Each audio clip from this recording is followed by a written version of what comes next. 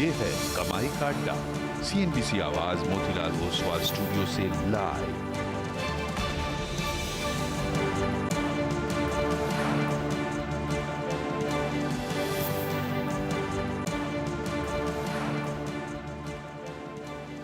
नमस्कार, CNBC आवाज Motilal Oswal studios में आप सभी का स्वागत है।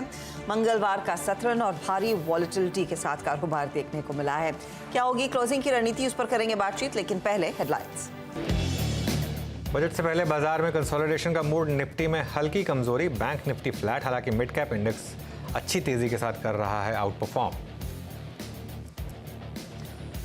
बजट में सरकारी बैंकों में FPI लिमिट बढ़ने की उम्मीद से पूरे सेक्टर में दिखा जोश। निफ्टी PSU बैंक इंडेक्स के सभी 12 शेयर तेजी के साथ कर रहे हैं कारोबार। आज UCO, central bank of India के साथ बैंक ऑफ बड़ौदा जैसे स्टॉक्स में 3 से 5% का उछाल। तेल और गैस शेयरों में जोरदार तेजी, 6% उछाल के साथ वायदा का टॉप गेनर बना HPCL, साथ ही BPCL, MGL और पेट्रोनेट में 3% की तेजी। तीसरी तिमाही में 21% बढ़ा बजाज फाइनेंस का मुनाफा। एसेट क्वालिटी में दिखा सुधार। बाजार को अब निफ्टी के 2 दिग्गज स्टॉक्स L&T, डॉक्टर रेड्डीज के नतीजों का इंतजार। वहीं वायदा में SRF, वोल्टास, M&M फाइनेंशियल और एस्ट्रल के रिजल्ट्स का भी बाजार को इंतजार। कल आएंगे निफ्टी की 2 कंपनी मारुति सुजुकी और सन फार्मा के नतीजे। करीब 30% बढ़ सकता है मारुति का नेट प्रॉफिट, मार्जिन में भी सुधार संभव। वहीं दूसरी ओर डाबर, जुबिलेंट फूड समेत वायदा की 8 कंपनियों के नंबर्स का रहेगा इंतजार। और अंतरिम बजट का महिला किसानों पर हो सकता है बड़ा फोकस। प्रधानमंत्री किसान सम्मान निधि की रकम दोगुनी कर सकती है सरकार। दूसरों के मुकाबले कर्ज भी 1% सस्ता देने पर विचार जारी। CNBC आवाज की एक्सक्लूसिव।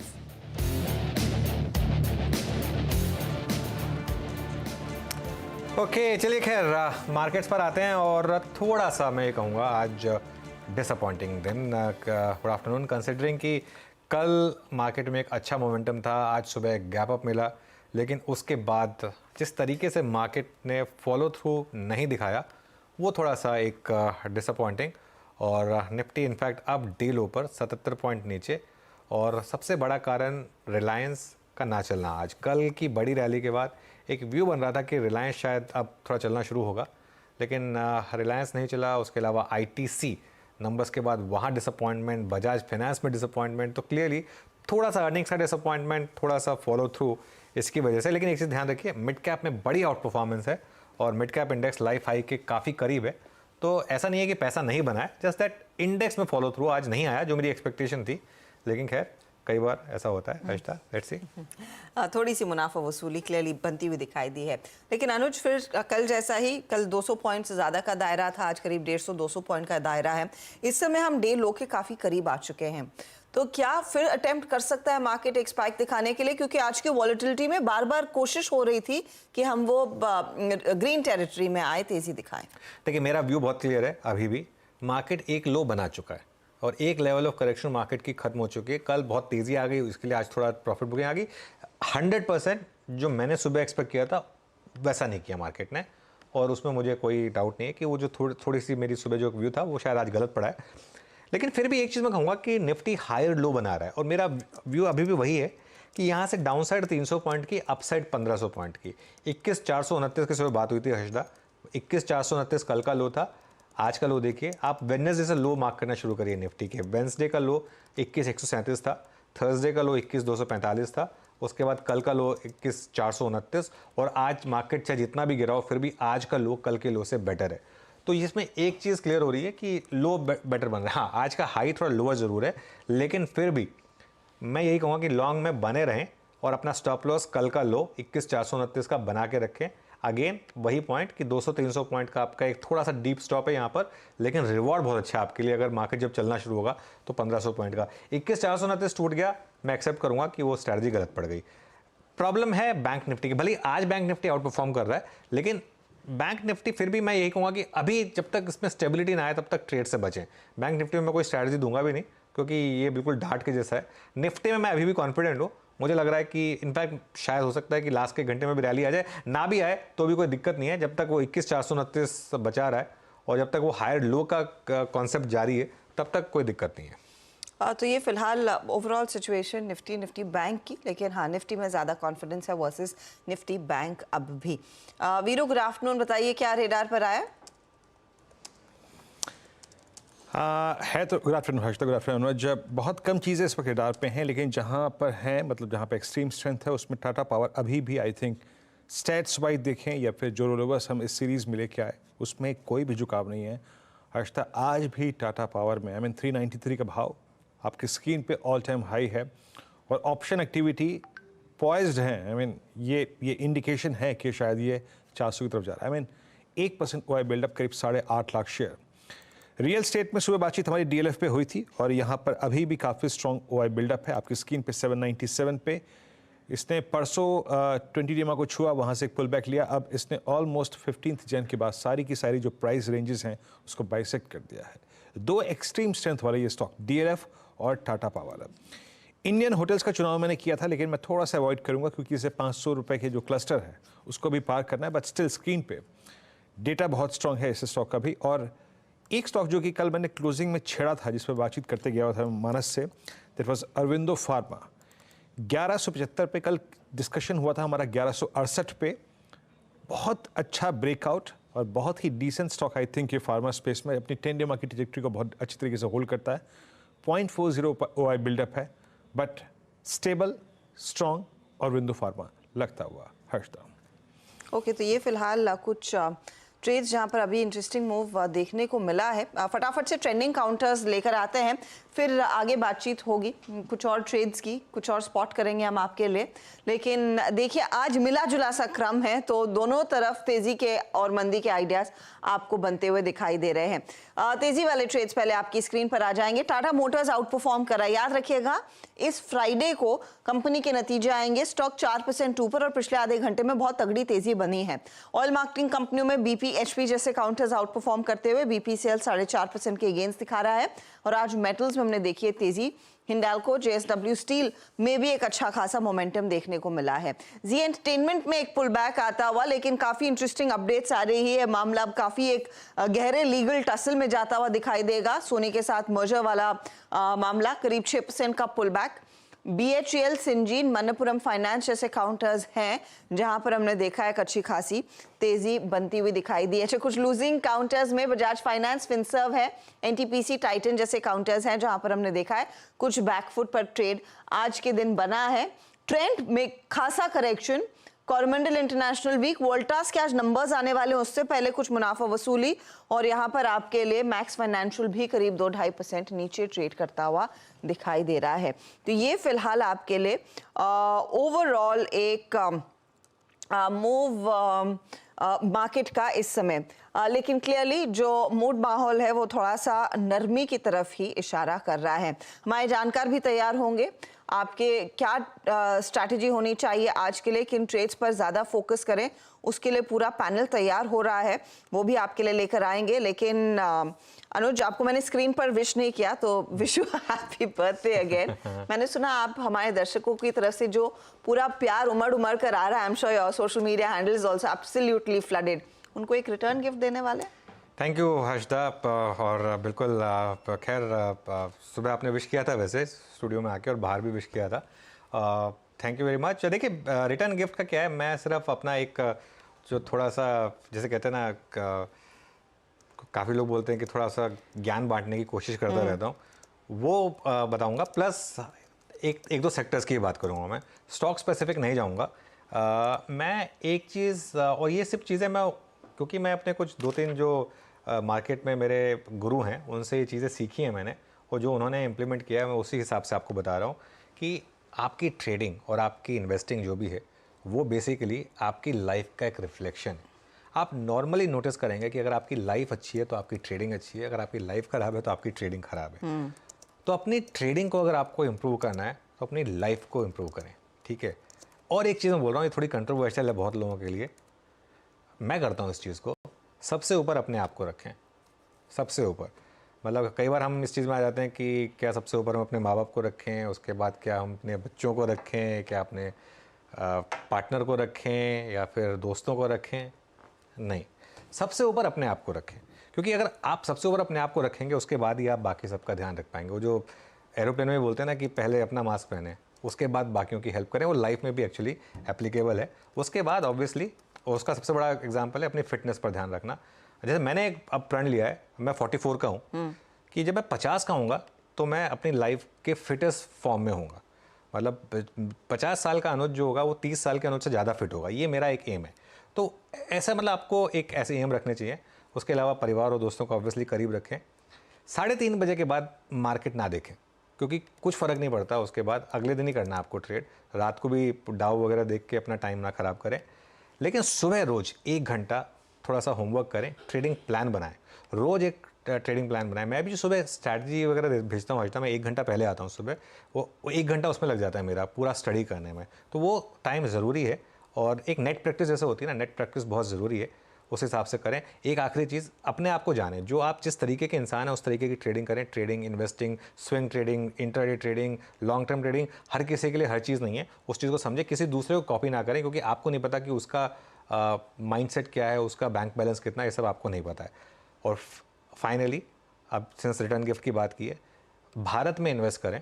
और भारत से मेरा मतलब है इंडिया की जो डोमेस्टिक इकोनॉमी है उससे रिलेटेड स्टॉक्स। आप देखिए, अगर आपने पिछले 1 साल में भारत से रिलेटेड कोई भी पोर्टफोलियो बनाया है, CPSE ETF ही ले लीजिए, हमने दिवाली पे बात की थी उसकी, उसी को ले लीजिए आप। हर लेवल पे लोगों ने क्वेश्चन किया है ONGC की रैली को, BPCL की रैली को, HPCL की रैली को, हर लेवल पर रेलवे स्टॉक्स की रैली को, डिफेंस की रैली को, हर लेवल पर लोगों ने क्वेश्चन किया, लेकिन हर लेवल पर वहाँ से भी आपका पैसा बना है। और ये मेरे ख्याल से पैसा यहाँ से भी बनेगा। ऑब्वियसली अगले 10 से 20 साल बड़ा पैसा बनेगा मार्केट में। मेरे ख्याल से हमारी इतिहास की सबसे बड़ी बुल मार्केट आएगी अगले 10 से 20 साल में।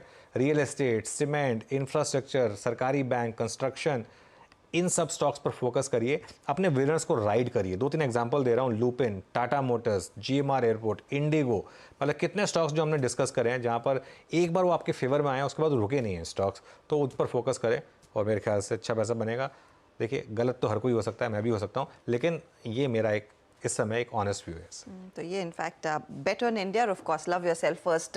ये तो कई लोग कहते हैं कि जितना आप अपने आप को प्रेफरेंस दोगे बाकी चीजें फिर लाइन में आ जाती हैं। एब्सोल्युटली, है ना, आप अपने आप को लास्ट में रखोगे तो फिर मन हमेशा हटकर और इधर उधर नहीं, अगर जाता अपने है। आप को उस पर रखोगे तो फिर क्या फायदा है। क्यों वीरू, सही कहा ना मैंने? बिल्कुल बिल्कुल बिल्कुल, इसमें कोई राय नहीं है। अच्छा अनुज, एक और बात पूछूं यहाँ पे? हाँ, पूछे ना। जब बहुत दुविधा में होते हैं तो क्या करते हैं? वो जो दोस्तों वाला फंड है वो काम आता है क्या? देखिए, बहुत ज़्यादा दुविधा में होता हूँ ना वीरू, अब आपने पूछ लिया है, वैसे खैर आपने हंसी मजाक में पूछा, लेकिन मैं उसका सीरियस जवाब दे रहा हूँ। जब बहुत दुविधा में होता हूँ ना, आंखें बंद करता हूँ और ये सोचता हूँ कि अगर पापा होते तो क्या कहते, और बस ये पूछता हूँ कि अपने आंखें बंद करके कि अगर पापा होते तो क्या कहते, और जो आवाज़ आती है ना, बस फिर वही करता हूँ मैं। पिछली बार जब अनुज और मैं और हर्षदा बैठे थे तो अनुज ने 1-2 किस्से सुनाए थे। क्यों हर्षदा, याद है वो किस्सा? जी। उसकी अब चर्चा नहीं जल्द फिर बैठने का करेंगे। मौका, हाँ जल्द फिर बैठने का मौका मिले। खैर वो एक अच्छा एग्जाम्पल था। खैर अभी काम करते हैं, ट्रेड पिक करना शुरू करते हैं यहाँ पर। और एक बार फिर से अनुज आपको जन्मदिन की बहुत बहुत शुभकामनाएं। पैनल आपकी स्क्रीन पे है, आइए बात करते हैं। और सबसे पहला ट्रेड पिक करेंगे यहाँ पे प्रकाश सर से। प्रकाश सर, गुड आफ्टरनून, बताइए आपका कन्विक्शन ट्रेड इस वक्त क्या रहेगा? Good afternoon to you. Conviction trade इस वक्त है थोड़ा एग्रेसिव कॉल है, और वो है बाटा इंडिया। काफी स्ट्रेच हो चुका है on the down side, bounce करने की जगह तो बहुत अच्छी है, करना है तो यहीं से करना है। थोड़ा इनिशियल बाय सिग्नल भी मिल गया है, ट्रेड कर रहा है 1470 पे बाटा इंडिया। मेरे ख्याल से टारगेट जाना चाहिए 1500 के करीब। स्टॉप कितना होना चाहिए? बहुत ही टाइट 1461 का। तो 1461 का स्टॉप लगाइए, सिर्फ 9 रुपए का, टारगेट 1500 का। आज कल में आना चाहिए बाटा में, बहुत स्ट्रेच है, अनस्ट्रेचिंग की जरूरत है। ओके, बाटा इंडिया इंटरेस्टिंग, बहुत टाइम के बाद इसका हमने नाम सुना, बाटा इंडिया का। 1460 का स्टॉप लगाइए, 1500 तक के जाने की स्पेस है आज शायद इस नियर टर्म में। मानस, गुड आफ्टरनून। मानस, आपके ट्रेड पिक कर रहे हैं? गुड आफ्टरनून अनुज जी। तो देखिए, डीएलएफ पे खरीदारी करने की राय रहेगी। डीएलएफ ने अपने 20 डे मूविंग एवरेज को रिगेन कर लिया है। एक प्राइस ब्रेकआउट देखने को मिला है। 791 पे रेजिस्टेंस था जिसको स्टॉक ने ब्रीच किया, उसके ऊपर निकला है। तो करंट लेवल्स पे डीएलएफ पे खरीदारी करेंगे। 784 रुपए के स्टॉप लॉस खरीदारी करिए।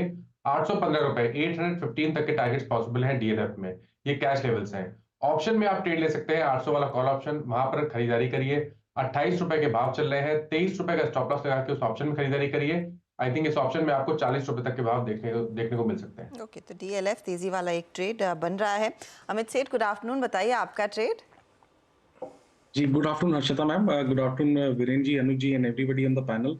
मैम, मैं पहले अनुज जी को विश करना चाहता हूँ। Anuj ji, wish you a very happy birthday. Thank you Amit ji. And जी, आज का मेरा ट्रेड रहेगा एचएएल। एचएएल का अगर स्ट्रक्चर देखें तो ये काफी स्ट्रॉन्ग रहा है हमेशा से। रिसेंटली हमने एक इसमें पुल बैक देखा था टुवर्ड्स 10 एंड 20 डेमा, थोड़ा सा शेकआउट था, but stock is once again trading above its 10 DEMA और आज की भी बाजार में इसमें काफी स्ट्रेंथ है। तो ओवरऑल स्ट्रक्चर पॉजिटिव है। यहाँ पे बाई की सलाह है। 3034 इसका प्राइस है। स्टॉप लॉस रहेगा लगभग 2980 का और टारगेट्स रहेंगे 3150 के। ओके, एचएल आपकी कॉल है। प्रशांत जी, गुड आफ्टरनून, आपका कन्विशन ट्रेड क्या रहेगा इस वक्त का? जी Viru ji, Harsha ji, Anuj ji, very good afternoon. Anuj ji, many happy returns of the day to you. और जहां तक आज के ट्रेड की बात है तो फार्मा सेक्टर में एक स्ट्रॉन्ग टेलविंड नजर आ रहा है और मुझे लग रहा है कि औरो फार्मा एक यहाँ से अच्छी मूव दे सकता है। करीबन 1170 पे ट्रेड कर रहा है। सो 1154 1154 स्टॉप लॉस रखेंगे और 1200 से लेके 1205 के टारगेट के लिए इसको बाय करेंगे। और फार्मा में एक तेजी का ट्रेड इस समय बनता हुआ एक अपॉर्चुनिटी यहाँ पर साफ दिख रही है। चलिए मयूरेश को भी जोड़ लेते। मयूरेश, गुड आफ्टरनून, बताइए फंडामेंटली क्या पसंद आ रहा है इस समय? Afternoon, Harshita ji. Afternoon, Viru ji, and a very good afternoon to Anuj ji as well. Anuj ji, wishing you a very, very happy birthday. Thank you. Hope this year is full of good health, peace, prosperity. काफी सालों से आपको जानता हूँ, and you are looking young by every passing year. So compliments to you on that one. Thank you, Mike.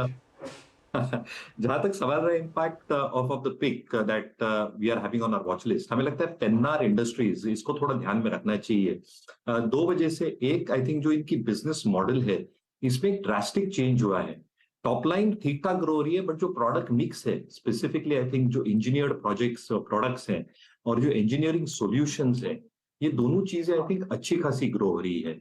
With in engineered products, जो automobiles हैं, जो construction segment है, जो रेलवेज को ये पार्ट्स प्रोवाइड करते हैं, क्रिटिकल पार्ट्स, तो मुझे लगता है not engineered buildings, Pennar industries, sorry I am just अगर कंफ्यूज हो गए तो आई थिंक ये जो पार्ट्स प्रोवाइड करते हैं they are very very critical parts. और ये जो एक्सपेक्टेशन हम बांध के चल सकते हैं in terms of the EBITDA margin performance ये पार्ट्स को लेके, ये शायद दर्शाया जा रहा है फर्स्ट हाफ में। जो फर्स्ट हाफ ऑफ 24 मार्जिन्स 9.56% पे आई है कंपेयर टू 7.5। एक्सपेक्टेशंस यही है जैसे हाइड्रोलिक्स में घुसेंगे, more critical elements in terms of railway components, engineered products will do very very well. जहां तक इंजीनियरिंग सॉल्यूशंस का सवाल रहा है, जो pre engineered buildings as an example, solar structures, जो मोदी जी ने एक बहुत बड़ी बात की थी, सोलर पैनल मैन्युफैक्चरर से ज्यादा जो ईपीसी प्लेयर्स है like Pennar industries, they will benefit quite significantly, क्योंकि जो काम आ सकता है अगले कुछ वर्षों में और जो काम का एग्जीक्यूशन हो सकता है, that can be significant in the next few years. Along with that जो यूएस बिजनेस है, जो उनका वाटर ट्रीटमेंट का बिजनेस है, is just scratching the surface. Management con call में कह रही थी कि they are hardly present there. तो अगर ये बिजनेस 10 फोल्ड ग्रो होता है तो आप सोचिए कि अगले 3-4 वर्षों में रेवेन्यूज की क्या स्थिति हो सकती है। डेट बहुत मार्जिनल है बुक्स पे, और जो क्लाइंट्स इनके पास, रिलायंस से लेके एल&टी से लेके टाटा से लेके थर्मैक्स से लेके एचयूएल तक, that provides huge amount of revenue stability. तो हमें लगता है I think budget, earnings expectations और expectations in terms of margin performance, ये तीनों तड़के शायद पेन्नार इंडस्ट्रीज को सहारे थे। तो ये डेफिनेटली आपके वॉच। अच्छा मयूरेश, पेन्नार इंडस्ट्रीज आपकी इस वक्त की कन्विक्शन ट्रेड हो गया। डॉक्टर साहब, आज सुबह सुबह हमने आज एमजीएल की मैनेजमेंट से बातचीत भी की थी, उसके कुछ मुख्य अंश अगर ग्राफिक्स फॉर्मेट में पड़े हो तो प्लीज़ रखिएगा। बट इट्स एमजीएल जो इस वक्त सबसे बड़ा स्विंग जनरेट कर रहा है। इट्स 1458। हमारी बातचीत भी हुई थी रिगार्डिंग आई थिंक वॉल्यूम्स की क्या रहेंगे Q4 में, फुल ईयर के लिए, और बाकी सब मुद्दों पे भी आई थिंक जो उन्होंने एक्विजिशन किए थे उनकी इंटीग्रेशन के लिए काफ़ी स्ट्रॉन्ग कमेंट्री थी। और 1458.60 पे ट्रेड करता हूँ। मयूरेश, आपका व्यू एमजीएल पे ऑल टाइम हाई, और इनफैक्ट ये हफ्ता, ये महीना तो इसके लिए काफ़ी वाइल्ड रहा। आई मीन 4 जनवरी को इसका भाव था 1197, 1457। आई मीन बड़ा स्विंग है यहाँ पे। ये आपका व्यू इस पर? तो व्यू आई थिंक जिनके पास से बिल्कुल बने रहना चाहिए। आई थिंक दो तीन की ट्रिगर्स एज टेलविंड्स। पहली चीज आई थिंक जो एक फोकस है सरकार का to have this component increase from 6% to 15% अगले कुछ वर्षों के लिए, I think that is a step in the right direction. So I think नए जोग्राफिकल एरियाज जैसे आते जाएंगे और काफी स्कोप है काफी प्लेयर्स को with in the same space, but जहां पे इनका प्रेजेंस है और जो एक एक्सपेंशन हो सकता है in terms of geographical area bandwidth, ये एक सिग्निफिकेंट वॉल्यूम ग्रोथ को सहारा देगा. दूसरा, आई थिंक स्ट्रक्चरल टेलमेंट्स काफी है. जैसे मैं कह रहा था, I think volume growth will improve with new geographical areas coming through. जो शॉर्ट टर्म पेन होता है सिक्लिकलिटी के हिसाब से, इनपुट कॉस्ट को लेके, प्राइसिंग को लेके, शायद लॉन्गर टर्म में इतना ना हो, क्योंकि कहीं ना कहीं आई थिंक जो इनके जो ऑल्टरनेट फ्यूल्स रहते हैं, propane as an example, other alternate gases as an example, अगर उनकी कीमतें कम होती है तो शायद यूसेज कम होता है. बट जैसे इनकी रीच बढ़ती है और जैसे डायनामिक्स ऑफ कॉस्ट फेवर में आते हैं यूजर के हिसाब से over a longer and medium period of time, कहीं ना कहीं आई थिंक एबिटा पर रिपोर्टेड एससीएम लीनियर रहने की पूरी क्षमता है and improving at a very steady pace over the next few years. तो अर्निंग्स ग्रोथ, गवर्नमेंट की जो रेगुलेटरी टेलविंड्स हैं, expectations in terms of reasonable amount of growth expected in new geographical areas, ये सारी चीजें आई थिंक इनको favour में रखेंगी from a longer term. So जिनके पास है और एक medium to long term view है, इन पे बिल्कुल बने रहे. ओके, तो एक इंटरेस्टिंग अपॉर्चुनिटी इनफैक्ट, क्योंकि आपने गैस स्टॉक्स मेंशन किए वीरू, एक बार ओएनजीसी फिर स्क्रीन पर लेकर आते हैं. कल के 8.5% के गेन के बाद अब तक 3.5% तक की तेजी थी, लेकिन ऊपरी लेवल से एक अच्छा खासा कूल ऑफ देखने को मिला इस पर्टिकुलर काउंटर में. इनफैक्ट कूल ऑफ की अगर आप बात करें तो ओएनजीसी में वो ज़रूर दिख रहा है. इसके अलावा अगर आप ध्यान दें तो आपका बीपीसीएल भी जो टॉप ट्रेडेड काउंटर्स में था अभी भी टॉप ट्रेड्स में दिखाई देगा, लेकिन ऊपरी लेवल्स पर कुछ मुनाफा वसूली उधर भी होती दिखाई दे रही है.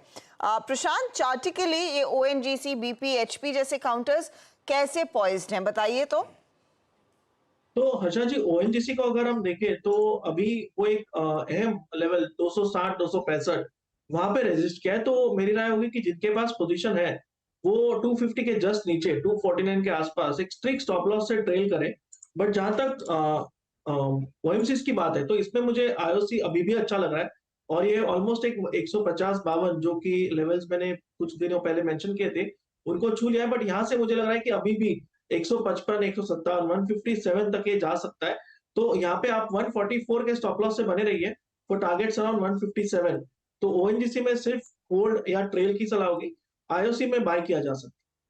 में एक अपॉर्चुनिटी खरीदारी की. ओएनजीसी स्ट्रिक्ट स्टॉप लॉस के साथ ट्रेड करना है, 260 के बियॉन्ड जाएगा तो तब शायद और नई तेजी इसमें बनती दिखाई देगी. तो ये है इनफैक्ट वो ऑयल एंड गैस स्पेस जहां पर आज भी थोड़ी बहुत हरकत बनी है. ऑफ कोर्स अब फोकस करते हैं कुछ नतीजों पर, और आज कॉर्पोरेट स्कैन में रेडार पर है सिम्फनी. तीसरी तिमाही के नतीजे कुछ ही देर पहले आए और थोड़ी सी सुस्ती रही है. अगर आप ध्यान दें तो उसमें करीब 11% की गिरावट आई. 247 करोड़ कंपनी ने डिलीवर किया है. इबिटा एब्सोल्युटली फ्लैट है, ज्यादा कुछ बदलाव नहीं, 44 करोड़ पर ये स्टिकी है. दूसरी तरफ मुनाफे में करीब 5% का इजाफा है. मार्जिन भी थोड़ा सा बढ़कर आया है. हमारे साथ जुड़ रहे हैं कंपनी के एमडी नृपेश शाह. मिस्टर शाह, स्वागत है आपका. पहले तो अगर आप हमें समझा सके ये रेवेन्यू में किस वजह से दबाव बनता दिखाई दिया है. Thanks. So Symphony India standalone basis पे रेवेन्यू में डीग्रोथ हुआ है,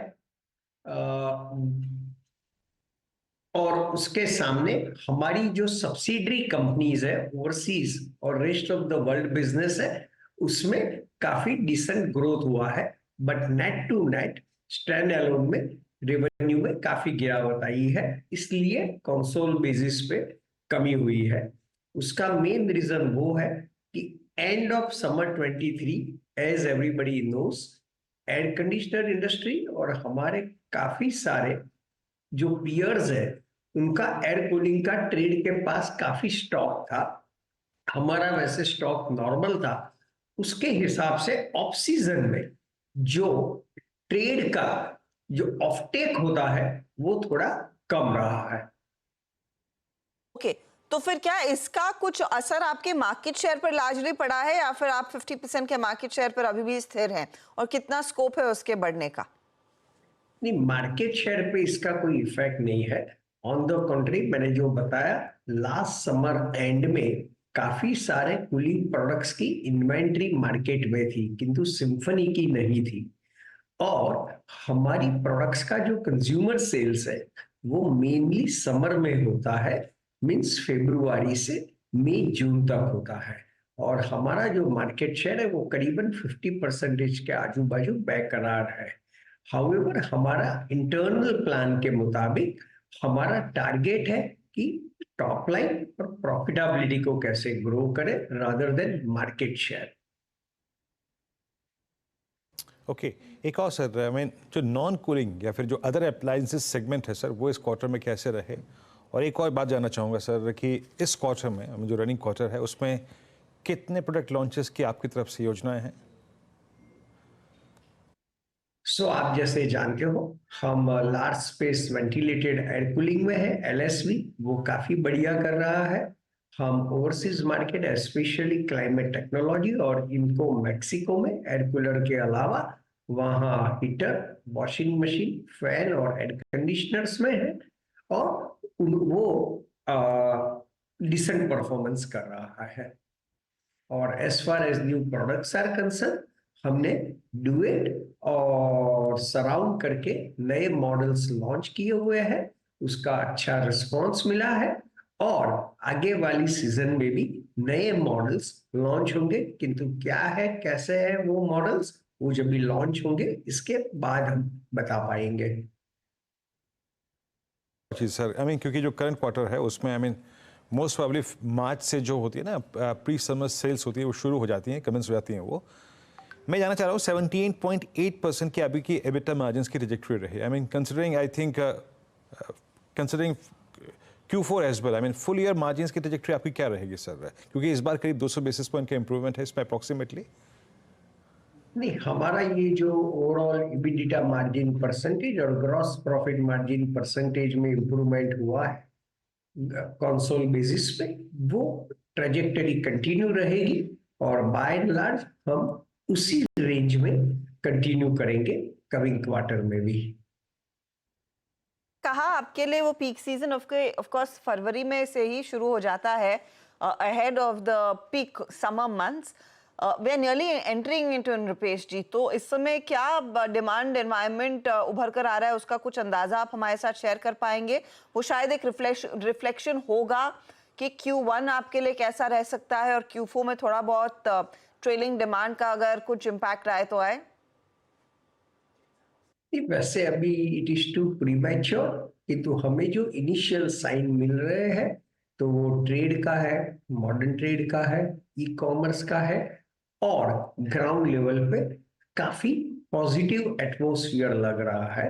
सेकेंडली हमारी जो सब्सिडरी कंपनीज है उसमें भी अभी काफी नॉर्मलाइजेशन होना चालू हो गया है और अब ओवरऑल एक्सटर्नल सिचुएशन और इंटरनेशनल शिपिंग कॉस्ट भी काफी नॉर्मलाइज हो रही है, तो उसकी भी कॉम्प्लीमेंट्री स्ट्रेंथ अभी हमें मिलनी चालू हो गई है और वो फर्दर बढ़ेगी।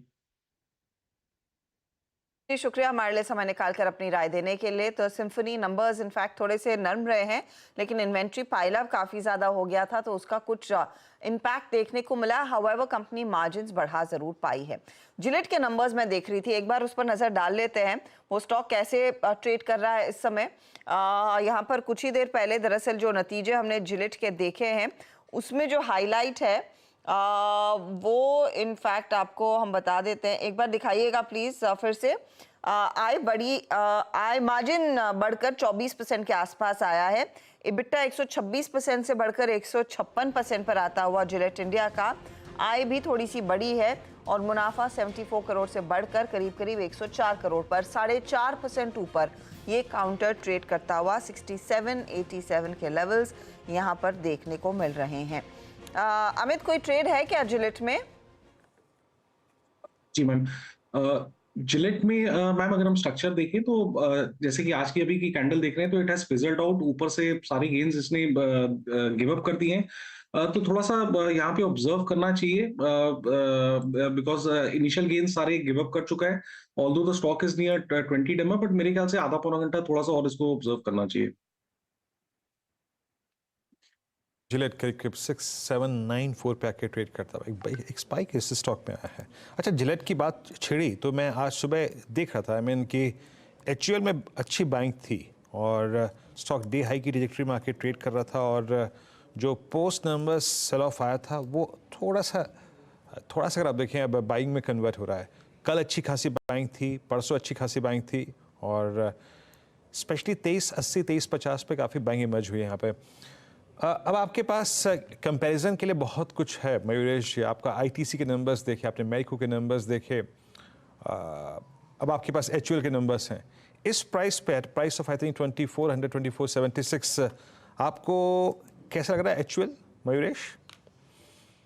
थोड़ा समय बिताएगा वीरू जी।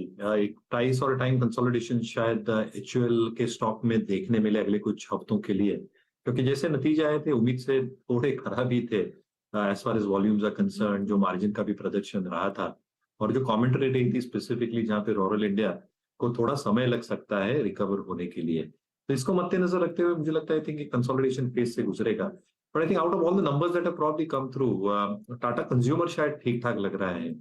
जो प्रोडक्ट मिक्स टाटा कंज्यूमर के पास है, उनका जो सॉल्ट्स का कारोबार है, संपन्न जो स्पाइसेस का कारोबार है, जो नए अधिग्रहण ये कर रहे हैं, I think it is a step in the right direction. और जो जरूरी चीजें होती हैं डे टू डे कंजम्पशन के लिए, I think these are going to get consume, वो रूरल इंडिया हो, सेमी अर्बन हो या अर्बन इंडिया हो। तो कहीं ना कहीं आई थिंक एक प्रोडक्ट मिक्स के हिसाब से expectations in terms of a better rural mix first half of the next year, उम्मीदों के साथ कि मॉनसून अच्छी रहेगी, इसको मद्देनजर रखते मुझे लगता है this juncture with in the entire pack शायद टाटा कंज्यूमर ठीक ठाक है। एक्स पर ही इनफैक्ट आज हमने देखा कुछ एचयूएल जैसे काउंटर्स में भी इंटरेस्ट बनता हुआ दिखाई दिया है, करीब 1-1.5% ऊपर ये भी है दरअसल आज के ट्रेड में। इस पर मानस टेक्निकली एक पर्सपेक्टिव है क्या? एचयूएल, जिलेट तो हम पहले डिस्कस कर चुके हैं, लेकिन एचयूएल जो आज टॉप गेनर्स में शामिल है में अगर आप देखेंगे तो एक ट्रेंड रिवर्सल जरूर देखने को मिला है, क्योंकि हायर टॉप्स हायर बॉटम का कंफर्मेशन है। ये 2660 से लगातार 2380 तक लोअर टॉप्स लोअर बॉटम बना रहा था, आज एक कंफर्मेशन जरूर मिला है। तो अगर एक ट्रेड लेना होगा तो वो लॉन्ग साइड पे होगा, इस उम्मीद में कि स्टॉक कम से कम अपने 200 मूविंग एवरेज जो कि 2540 है उसको टच करने की कोशिश करेगा। तो लॉन्ग साइड ट्रेड लीजिए, लेकिन 2450 का स्टॉप लॉस जरूर लगाइए। ये फिलहाल आपके लिए एक ट्रेड क्लियरली बन रहा है स्टॉप लॉस के साथ 2430 के आसपास, 50 के आसपास स्टॉप लॉस लगाकर ही ट्रेड में बने रहने की सलाह। अच्छा, इस बीच आप गौर करें तो इंडसइंड बैंक करीब 1% स्लाइड कर चुका है। 1518 के लेवल्स यहाँ पर अब आते हुए दिखाई दे रहे हैं। सुबह में याद रखिएगा इसने 1544 का हाई छुआ था। आप ऐसा ही चार्ट रखिएगा एचडीएफसी बैंक और आईसीआईसीआई बैंक का भी स्क्रीन पर। एचडीएफसी बैंक अब 1444 के लेवल्स के आसपास ट्रेड करता हुआ, और आईसीआईसीआई बैंक में ऊपरी लेवल से कुछ मुनाफा वसूली। इनफैक्ट आईसीआईसीआई बैंक इस समय नेगेटिव टेरिटरी में जाता हुआ दिखाई दे रहा है। Gaba ji, IndusInd bank of course with due disclosure कि ये आपके पोर्टफोलियो में है, ये कुछ रिवर्सल क्या संकेत है? देखिए, रिवर्सल मतलब इन द सेंस कह सकते हैं इंडसइंड बैंक 1518 पर जो ट्रेड कर रहा है, 3 दिन का एक अपमूव मिला, थोड़ा डिप पॉसिबल है, लेकिन best place to buy IndusInd bank अभी आज कल परसों में जब वो 1550 पार कर लेगा तो एक अच्छा अपमूव मिलेगा, वो करीब ले जाएगा 1600 के आसपास। तो 50-60 रुपीज का अपमूव बाकी है, लेकिन लेने की जगह 1550 के ऊपर है, थोड़ा डिप इनिशियली पॉसिबल है, तो best avoid it to avoid. और ये अब 0.5% नीचे। इनफैक्ट निफ्टी बैंक आपकी स्क्रीन पर ले आएंगे 134 अंकों के नुकसान पर इस समय ये ट्रेड आ चुका है, तो प्रेशर क्लियरली है। और फ्रेश लोज पर, आज के डे लो पर इस समय निफ्टी भी ट्रेड करता हुआ 21,643 सुबह का लो था, और अब अगर आप गौर करेंगे तो 21,600 के लेवल्स पर आता हुआ ये दिखाई दे रहा है। तो क्लियरली ऊपरी लेवल से अच्छा खासा दबाव फिर बनता हुआ, और निफ्टी बैंक में प्रेशर ज़्यादा है। एक्सिस, एचडीएफसी, इंडसइंड जैसे काउंटर्स नेगेटिव साइड पर, कोटक महिंद्रा बैंक भी कुछ नेगेटिव साइड पर। पीएसयू बैंकों में थोड़ा बहुत एक्शन ज़रूर बनता दिखाई दिया है, लेकिन वहाँ पर भी ऊपरी लेवल्स पर हल्की हल्की मुनाफा वसूली देखने को मिल रही है। तो ये फिलहाल आपके लिए वर्तमान स्थिति है निफ्टी बैंक के कंट्रीब्यूटर्स की। तो थोड़ा बाजार कूल ऑफ करता हुआ इस बीच शायद सही मौका है कि कुछ बड़ी बातें कर ली जाए, खासतौर से बजट से जुड़ी हुई। और हम इसकी बात इसीलिए कर रहे हैं क्योंकि बस 2 दिन दूर हैं। इनफैक्ट अगले थर्सडे को, इस थर्सडे, कमिंग थर्सडे को हम बजट को डाइसेक्ट कर रहे होंगे और उससे ट्रेड्स निकाल रहे होंगे। अब ब्रोकरेजेस क्या एक्सपेक्ट कर रही हैं? भले ही इंटरिम बजट है ये, लेकिन ये इलेक्शन से पहले वाला बजट है। क्या सरकार अपने रोड मैप में आगे रखना चाहेगी, उससे थोड़ा बहुत अंदाजा लगेगा। यतिन हमारे साथ है। यतिन, क्या एक्सपेक्ट कर रहे हैं ब्रोकरेजेस लार्जली? देखिए, सबसे पहले ब्रोकरेजेस एक्सपेक्ट करते हैं कि गवर्नमेंट फिस्कल डिसिप्लिन रखेगी इस बजट में, तो किसी प्रकार के बिग बैग अनाउंसमेंट्स या एक बड़े एलोकेशंस की जो बात हो रही है वैसा एक्सपेक्ट मत कीजिए। और दूसरी बड़ी बात जो ब्रोकरेजेस के रिपोर्ट से निकल के आ रही है वो ये है कि सरकार रूरल कंजम्पशन को जो है रिवाइव करने के लिए, फार्मर सेंटिमेंट को इम्प्रूव करने के लिए बहुत सारे कदम उठा सकती है। ब्रोकरेज वाइज एक्सपेक्ट क्या करेंगे, तो जेफरीज का मानना यह है कि गवर्नमेंट का केपेक्स शायद 10% के आसपास बढ़ेगा साल दर साल बेसिस पे, और शायद ये अंडरवेट चीज़ें ला सकता है एलएनटी जैसी कंपनीज के लिए। ऑब्वियसली रूरल इंफ्रास्ट्रक्चर की बात करें तो जो प्रधानमंत्री की काफ़ी सारी योजनाएं हैं, चाहे वो मनरेगा, नरेगा हो या प्रधानमंत्री आवास योजना हो या जो किसान सम्मान योजना हो, इन सभी योजनाओं में एलोकेशन बढ़ सकता है। इसके कारण अल्ट्राटेक सीमेंट, भारती, हीरो मोटोकॉर्प जैसे कंजम्पशन नामों पे जेफरीज बुलिश है। इसके अलावा एफपीआई की लिमिट जो है बैंक और इंश्योरेंस में बढ़ सकती है। करंटली 74% की लिमिट है इंश्योरेंस में, और क्योंकि आईडीबीआई का डाइवेस्टमेंट करना है तो 20% की एफपीआई कैप है, तो वहाँ पे भी आप ढील देख सकते हैं बजट में। टबैको पे किसी प्रकार का चेंज नहीं रहेगा ऐसा जेफरीज का मानना है, तो आईटीसी को रिलीफ रह सकता है। और प्राइवेटाइजेशन में कॉनकॉर, बीएमएल, आईडीबीआई, एससीआई जैसे काउंटर्स पे सरकार और क्लैरिटी दे सकती है, क्योंकि डाइवेस्टमेंट टारगेट इस टाइम मीट नहीं हुआ। तो ये सब चीज़ों को रखिए अपने रेडार पे। इसके अलावा अगर हम बात करें मोतीलाल ओसवाल की, तो इनको लगता है कि पॉपुलर स्कीम्स को बढ़ावा दे सकती है सरकार, खास करके रूरल मार्केट्स में। Defence, railways, road infrastructure projects पे फोकस रह सकता है। इसके अलावा bank of Baroda capital markets का मानना है कि रूरल कंजम्पशन को सरकार पूरी तरीके से रिवाइव करेगी, क्योंकि इलेक्शन का साल है। एफएमसीजी, रूरल इंफ्रा स्टॉक्स को फायदा होता हुआ दिखाई पड़ेगा। और एमके आखिर में उनको लगता है कि केपेक्स पे बहुत तवज्जो दिया जा सकता है, पीएलआई स्कीम्स को बढ़ावा दिया जा सकता है, और मिडिल क्लास को एक सरकार टैक्स रिलीफ के तौर पे बहुत सारी चीज़ें दे सकती है। इन्फ्लेशन कंट्रोल पे बहुत सारी चीज़ें सरकार इस बजट में ला सकती है। तो ओवरऑल अगर हम बात करें तो जी हाँ, रूरल इंफ्रास्ट्रक्चर और पीएम की जो स्कीम्स हैं इस पर रहेगा फोकस। यतिन, शुक्रिया आपका। रूरल इंफ्रास्ट्रक्चर और ये दो अगर आप देखें खासा एम्फेसाइज करने वाले एरियाज रहेंगे इस बजट में। खैर हम इस पे आएंगे, भी बात करेंगे, एक एक सेक्टर को लेकर बातचीत करेंगे, लेकिन इस बीच थोड़ा सा निफ्टी का पेन बढ़ता हुआ, और ये पेन थोड़ा सा अब इस पे जोर देना इसलिए पड़ेगा क्योंकि कल के सेशन में जब हमने रिलायंस के इम्प्रेशन में निफ्टी ने 21,600 की जो ट्रेजेक्ट्री को पार किया था, पहले 21,510 पार हुआ, फिर 21,600 पार हुआ, फिर 21,700 पार हुआ था। लेकिन अब हम क्या कर रहे हैं, कल का जो सबसे बड़ा फर्स्ट डे ऑफ सीरीज यानी वीकली कॉन्ट्रैक्ट के और मंथली कॉन्ट्रैक्ट के फर्स्ट सेशन के सेकंड बेस्ट पुट राइटर्स के जोन को आपने तोड़ दिया है। निफ्टी एट डे लो 21,590, और अगर आप बैंक निफ्टी को देखें तो बैंक निफ्टी अब हम आ रहे हैं कल के सबसे बड़े दो पुट राइटर्स के जोन में, दैट मीन्स 15,100 मतलब 45,100, 45,200 मार्केट्स एट डे लो। एक बार लेके आइएगा इस पेन के पीछे सबसे बड़ी कारण, ये वजह हमने सुबह भी डिस्कस की थी, that's HDFC bank at day low and 1442। Rajesh ji का लेवल था 1440, अगर इसके नीचे गया तो पेन बढ़ेगा, और वो बढ़ता हुआ। एक बार टेक चेक लूंगा अमित आपसे। 1442 for HDFC bank, selling pressure clearly visible है। लग रहा है कि FIs अपने वो जो 90,000 शॉर्ट कॉन्ट्रैक्ट है ना, उस पर ही कैपिटलाइज करना चाहते हैं। आज इन्होंने इंडेक्स पे और साथ ही साथ HDFC बैंक पे, दोनों पे माल छोड़ा है। HDFC पे, आप बैंक पे आपकी राय अमित? जी विनय जी, काफी वीक स्ट्रक्चर है। इनफैक्ट जो पुल बैक आया हमने देखा, वो पुल बैक 10 डेमा तक भी नहीं जा सका। RSI देखें तो डीपली ओवरसोल्ड है। वापस वहां से मैंने ओवरसोल्ड, मैंने काफी वीकनेस है, और वापस एक उसमें नेगेटिव टेरिटरी की तरफ जा रहा है। 2-3 दिन से हम देख रहे हैं कि लगभग 1460, 1465 के लेवल पे रेजिस्टेंस ले रहा है, और स्टॉक वहां से वापस टर्न कर रहा है। तो मुझे लगता है कि ये 1435, 1440 के लेवल्स अगर ब्रेक करते हैं तो नियर टर्म में 1420 से लेके 1400 के टारगेट्स आ सकते हैं। Stop loss in that case रहेगा 1465 का। ओके, HDFC बैंक पेन में मार्केट से डे लो, निफ्टी 21,571, और आपको अब कुछ शॉर्टिंग के कैंडिडेट्स के बारे में बात तो यकीनन करनी पड़ेगी। अब देखिए, बजाज फाइनेंस और फिनसर में तो खैर शायद मैं बात नहीं कर सकता, लेकिन और कुछ काउंटर्स जो कि अब वाकई वीक पड़ रहे हैं। और मैं कल आई थिंक जाते जाते जब हर्षता ने आई थिंक नमस्कार कर ही दिया था, लगभग आपको एक बात कही थी कि किसी ने बहुत, अगर आप देखें रोचक तरीके से, ITC की पुट एक्यूमुलेट की है। और जनाब आप जरा एक बार ITC को देखिए, आज 436, डायरेक्टर साहब जरा वो 420 की पुट का प्रीमियम लेके आइएगा। कल मैं आपको बता रहा था ना कि 420 की, 410 की, 440 की, ये 3 पुट्स सडनली मात्र शुरुआती आई थिंक मतलब मात्र आखिरी के लगभग 1-1.5 मिनट में दोगुनी हो गई थी। तो वो 420 की पुट रखेंगे स्क्रीन पर, 440 की दोनों की पुट। मानस अब ये 436 तोड़ने के कगार पे है रोलिंग में, फ्यूचर्स में, स्पॉट में 439 है। ये एग्जैक्टली ये प्राइस जो है आपका 200 डे एक्सपोनेंशियल मूविंग एवरेज। मैं इस बात का जिक्र इसलिए कर रहा हूँ क्योंकि 25 फरवरी 2022 के बाद, यानी first time almost after 2 years, ITC 200 day की ट्रेजेक्टरी को छू रहा है।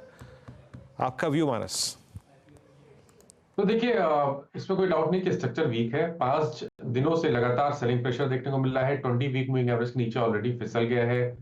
पैटर्न को देख के लग रहा है कि शायद ये 200 मूविंग एवरेज जो कि 435 है, उसको ब्रीच करके जो मेरे ख्याल से नवंबर के लोज हैं 425, उसकी तरफ जाने की कोशिश कर सकता है। तो बिल्कुल कॉशियस रहना चाहिए और इस गिरावट पे खरीदारी ना करें। अगर आपके पास लॉन्ग पोजीशन है तो मेरा सजेशन ये है कि 434 का स्टॉप लॉस जरूर लगाइए पोजीशन में। जी हाँ, याद रखिएगा 430 29 मई 2023 को इसका भाव था, उसके बाद इस ट्रेजेक्टरी में कभी नहीं आया। सो बिटवीन, जैसे कि मानस ने कहा, 430 to 36 ये लगभग 7 महीने की रेंज का बेस है, और अगर ये टूटता है तो इसका मतलब 200 day exponential moving average almost screen से निकल चुका है। वाकई आईटीसी के चार्ट साथ गंभीर लग रहे हैं। श्रीकांत चौहान कोटक सिक्योरिटी से हमारे जुड़ चुके हैं। श्रीकांत, फर्स्ट डे का जो इंप्रेशन होता है किसी भी सीरीज का, वो इंटरेस्टिंग होता है, इंपॉर्टेंट होता है, बट वो यहाँ पे रिवर्स होता हुआ एज ऑफ नाउ। आपकी इंडिसेस पे अप्रोच और आपका कन्विक्शन आइडिया। या गुड आफ्टरनून। तो देखिए वीरेंद्र, मुझे लग रहा है कि जो मार्केट का ट्रेंड है वो काफी क्लियरली एक रेंज बाउंड या वॉलेटाइल होने की पॉसिबिलिटी है, क्योंकि हमने एक इम्पॉर्टेंट लेवल्स को रीच करने के बाद, यानी 21,200 300 के लेवल्स को रीच करने के बाद जो रिबाउंड दिखाया था, उस रिबाउंड में जहां पे इंपॉर्टेंट रेजिस्टेंस था 21,850, उन्हीं लेवल्स के करीब मार्केट रुका हुआ है। तो मार्केट एक रेंज के अंदर ट्रेड करते हुए नजर आएगा, और मुझे लगता है आज का जो करेक्शन है वो हेल्दी करेक्शन है। इनफैक्ट 21,500 के रेंज के करीब करीब हमें लगता है कि काफी अच्छा सपोर्ट है, और उन लेवल्स के करीब एक कॉन्ट्रा व्यू के साथ लॉन्ग की पोजीशंस भी बनाई जा सकती है। तो करंट लेवल से तो मुझे लगता है कि इन लेवल्स पे थोड़ा और पेन दिख सकता है, क्योंकि we are at the closing hour of the market. But overall अगर देखा जाए तो मुझे लगता है अगर कल कोई भी वीकनेस अगर मिलता है तो इस पर्टिकुलर मार्केट में कुछ लॉन्ग की पोजीशंस बिल्कुल बना सकते हैं, और स्टॉक स्पेसिफिक एक्टिविटी मुझे लगता है कि अभी भी यहाँ से रूल करती हुई नजर आएगी।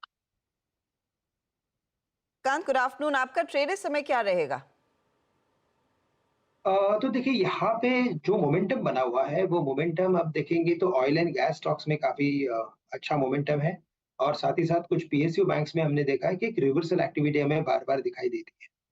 करंट लेवल से अगर कुछ लॉन्ग करना है तो मुझे लगता है कि इन लेवल से लॉन्ग करने के लिए भारत पेट्रोलियम को लॉन्ग कर सकते हैं, बीपीसीएल को, जो तकरीबन 510-512 के करीब ट्रेड कर रहा है। और अगर यहाँ से इसमें अगर एक्टिविटी बनती है तो ये स्टॉक कम से कम 530-35 के लेवल्स भी दिखा सकता है। तो करंट लेवल से बीपीसीएल को लॉन्ग करें, और स्टॉप लॉस यहाँ पे रखे एट 497 का। तो एक 10 से 12 रुपए का स्टॉप लॉस रखें, लेकिन टारगेट्स नजर आते हैं यहाँ से कम 20 से 25 रुपए के। तो बीपीसीएल को लॉन्ग करें। बीईएल को लॉन्ग करने की सलाह यहाँ पर इस समय आ रही है। अच्छा, बीईएल को लेकर एक अपडेट आ रहा है। 847 करोड़ का ऑर्डर इनके हाथ लगता हुआ। हालांकि स्टॉक आज थोड़ा सा शांत है, लेकिन पीएसयू कंपनियों की अगर आप बात करें तो बीईएमएल देखिए, भेल देखिए, बीडीएल देखिए, कोची शिपयार्ड देखिए। हाल में मेंशन नहीं करी क्योंकि अमित ने इस पर एक बाय साइड का ट्रेड दिया, लेकिन बीईएमएल 9-9.5% ऊपर, बीडीएल, इन सब में अच्छी तेजी बनती दिखाई दे जरूर रही है। प्रशांत, इनमें से कोई ट्रेड जो आप इस समय लेने के पक्ष में है प्री बजट रन के तहत, या फिर उसके बाद जो एक थीम और जोर पकड़ सकती है? तो हर्षा जी, मैं एक्चुअली ट्रैक कर रहा हूँ इसको आज सुबह से ही, बट मुझे लग रहा है थोड़ा वेट करना चाहिए, बजट हो जाना चाहिए। तो प्रेम मत कीजिए, क्योंकि सारे ही स्टॉक्स रेजिस्टेंस के काफी करीब है, तो मैं रिस्क नहीं लेना चाहूंगा। पोजीशन हो तो ट्रेल कीजिए, बट फ्रेश बाय बजट के बाद वर्डिक्ट आने दीजिए, वो इन टर्म्स ऑफ प्राइस, उसके बाद ही एंटर करें। क्या वर्डिक्ट कुछ अलग आएगा? क्योंकि ये एक पॉकेट है जहां पर सरकार समझती है कि ज्यादा खर्च करने की जरूरत है। आत्मनिर्भरता की तरफ जो हमने पिछले 5 सालों में कदम उठाए हैं, उसमें बजट में ऑफ कोर्स डिफेंस कैपेक्स पर जोर आया है, शायद वो और बढ़ता दिखाई देगा। मयूरेश, अगर आपने एक दाव खेलना हो इन डिफेंस कंपनियों पर, या फिर इनमें से कुछ एंसिलरी प्लेस भी है जो डिफेंस के लिए भी काम करती है, रेलवे के लिए भी काम करती हैं, आप किसको प्रेफर करेंगे इस समय अपने पोर्टफोलियो में रखना, डिस्पाइट रीसेंट पास में जो तेजी आई है? कैपिटल आई मीन जो एक एलोकेशंस है स्पेसिफिकली डिफेंस हो, रेलवेज हो, we heard the railway minister Harshida ji, एक अच्छा खासा केपेक्स रेलवेज की तरफ होने वाला है इंफ्रास्ट्रक्चर डेवलपमेंट के लिए, रेलवे लाइंस के लिए। Similarly for defence I think जो आत्मनिर्भर भारत की हम बात कर रहे हैं और जैसे ऑर्डर्स आ रहे हैं, ऑर्डर्स आते ही जाने वाले हैं, तो इसको मद्देनजर रखते हुए रेवेन्यू विजिबिलिटी पे कोई शंका नहीं है। The only question that arises is how far will execution go. To a certain extent ये कंपनीज कुछ ना कुछ इधर ग्रीनफील्ड या ब्राउनफील्ड एक्सपेंशन करेंगी, क्योंकि जितनी ऑर्डर बुक इनके हाथ में लगी है और जो एक्सपेक्टेड है in the next few quarters as well, they will need further expansion of capacities to fulfill these orders. Having said that, मुझे लगता है I think execution is the only gray area ये सारी कंपनीज के लिए। अगर एक दो तिमाहियों में एग्जीक्यूशन थोड़ा खराब रहता है तो शायद थोड़ा एक फॉल देखने मिले, बट जिनके पास स्टॉक्स लाइक HAL है, Cochin shipyard as an example, Texrail है within the railway stocks, I think you can definitely hold on to these stocks. Momentum ride करिए, बट आपकी रिस्क मैनेजमेंट प्रैक्टिसेस भी आई थिंक थोड़ी ध्यान में रखिए। रिजल्ट्स को देखिए एवरी पासिंग क्वार्टर, जरा भी आई थिंक थोड़ी हलचल लगी नंबर्स में या मैनेजमेंट कमेंट्री थोड़ी शेकी लगी तो शायद आप मुनाफा वसूली कर सकते हैं, बट फ्रेश बाइंग अभी I think will have to wait for it. Okay, Cochin Shipyard 879.95 पे अभी होल्ड है, लॉन्ग है ये स्टॉक का। मीनवाइल निफ्टी थोड़ा सा और रिट्रेस होता हुआ करीब करीब 21,574 पे। अब जरा आईटी लेके आइएगा। आईटी में भी देखिए, इससे पहले मैंने एक दिग्गज की बात की थी आईटीसी हैवीवेट की, एक बार आप लेके आइए पूरा का पूरा निफ्टी आईटी और टीसीएस और इन्फोसिस को। जब मैं इस कुर्सी पर आके बैठा था इस कार्यक्रम के लिए, तभी से इन दोनों ही स्टॉक्स में लार्ज कैप आईटी में सबसे ज़्यादा शॉर्टिंग विजिबल थी। टीसीएस एट डे लो, और प्रशांत जिस प्रकार की ये कैंडल है वो टीसीएस में कंप्लीट सरेंडर इंडिकेट कर रही है। ये तो खैर इंट्राडे चार्ट है टिक बाय टिक, बट जिस तरीके से आज की हायर शेडो 20 डेमा और 10 डेमा को इंक्लूड कर रही है और बॉडी बहुत छोटी है, वो कंप्लीटली आई थिंक 38-50 की रेंज की सप्लाई को विटनेस कर रही है, आई मीन रिफ्लेक्ट कर रही है। आपका व्यू क्या है इस वक्त टीसीएस में? क्या पेन बढ़ सकता है ऐसे स्टॉक का?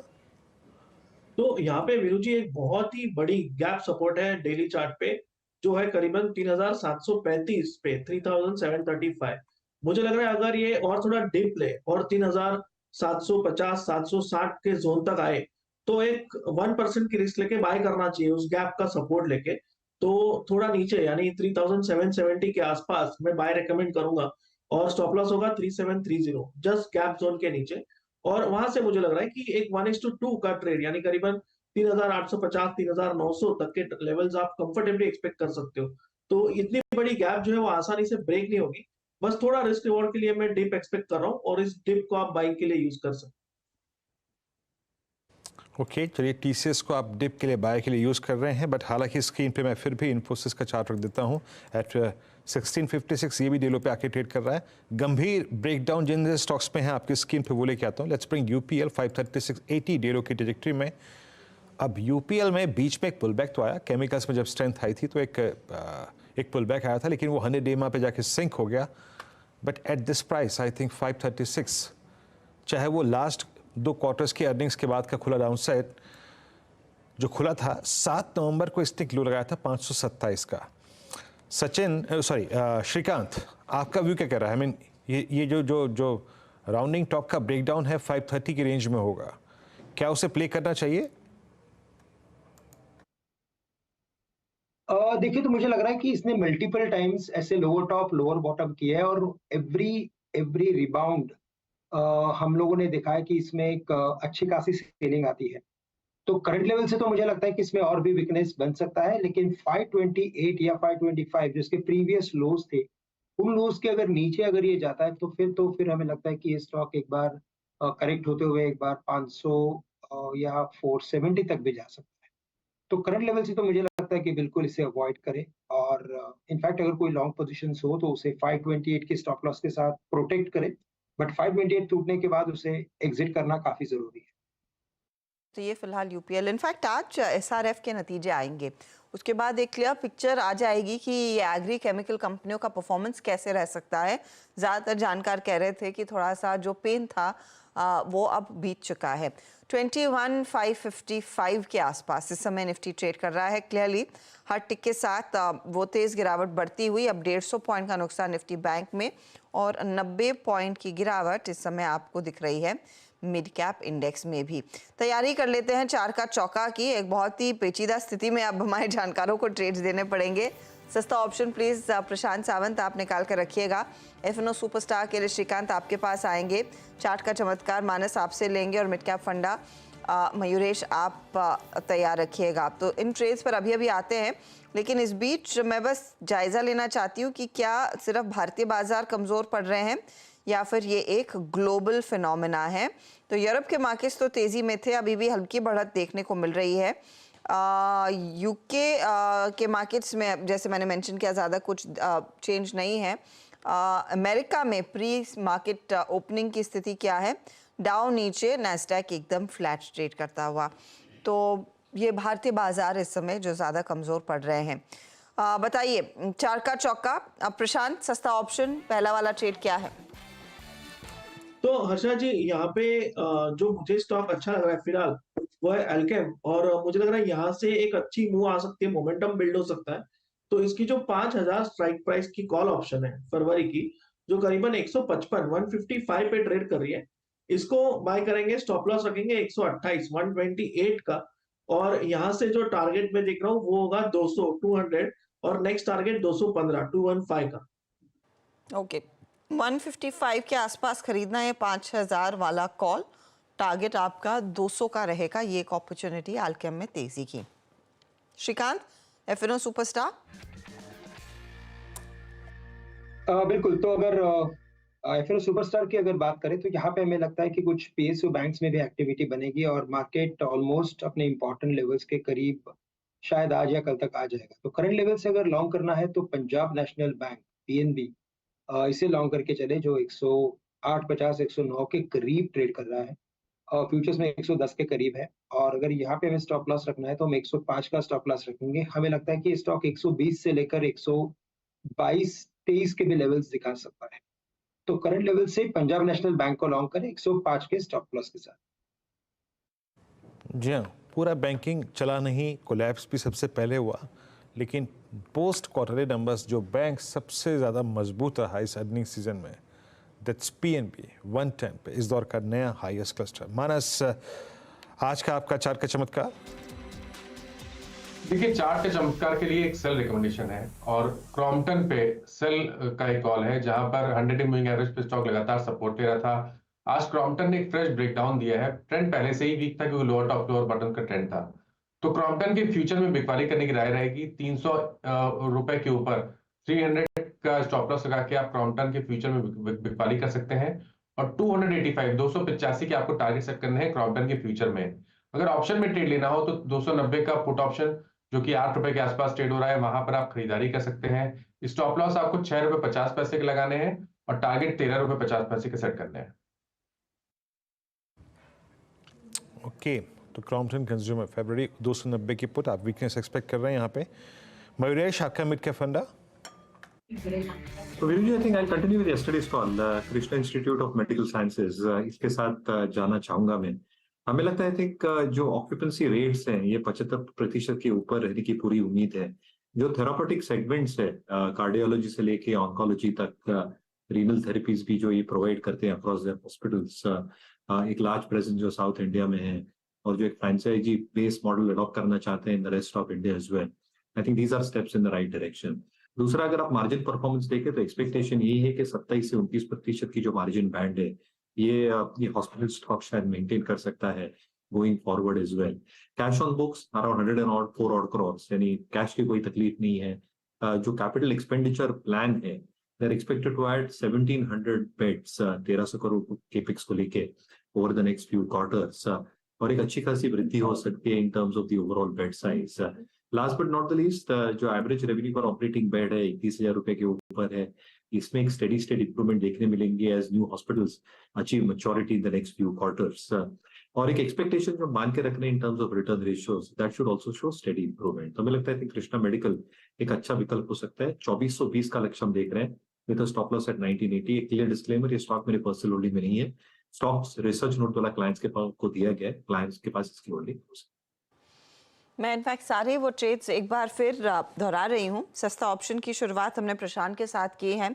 अल्केम लैब्स का 5000 वाला कॉल आपने सजेस्ट किया, 155 पर मेंशन किया था, 163 पर है, टारगेट 200 215 का है, 128 का स्टॉप लॉस जरूर लगाएं। फिर आया एफनो सुपरस्टार में पीएनबी, 120 का टारगेट, तेजी का ही ट्रेड है, 122 अगला टारगेट रहेगा, 105 का stop loss.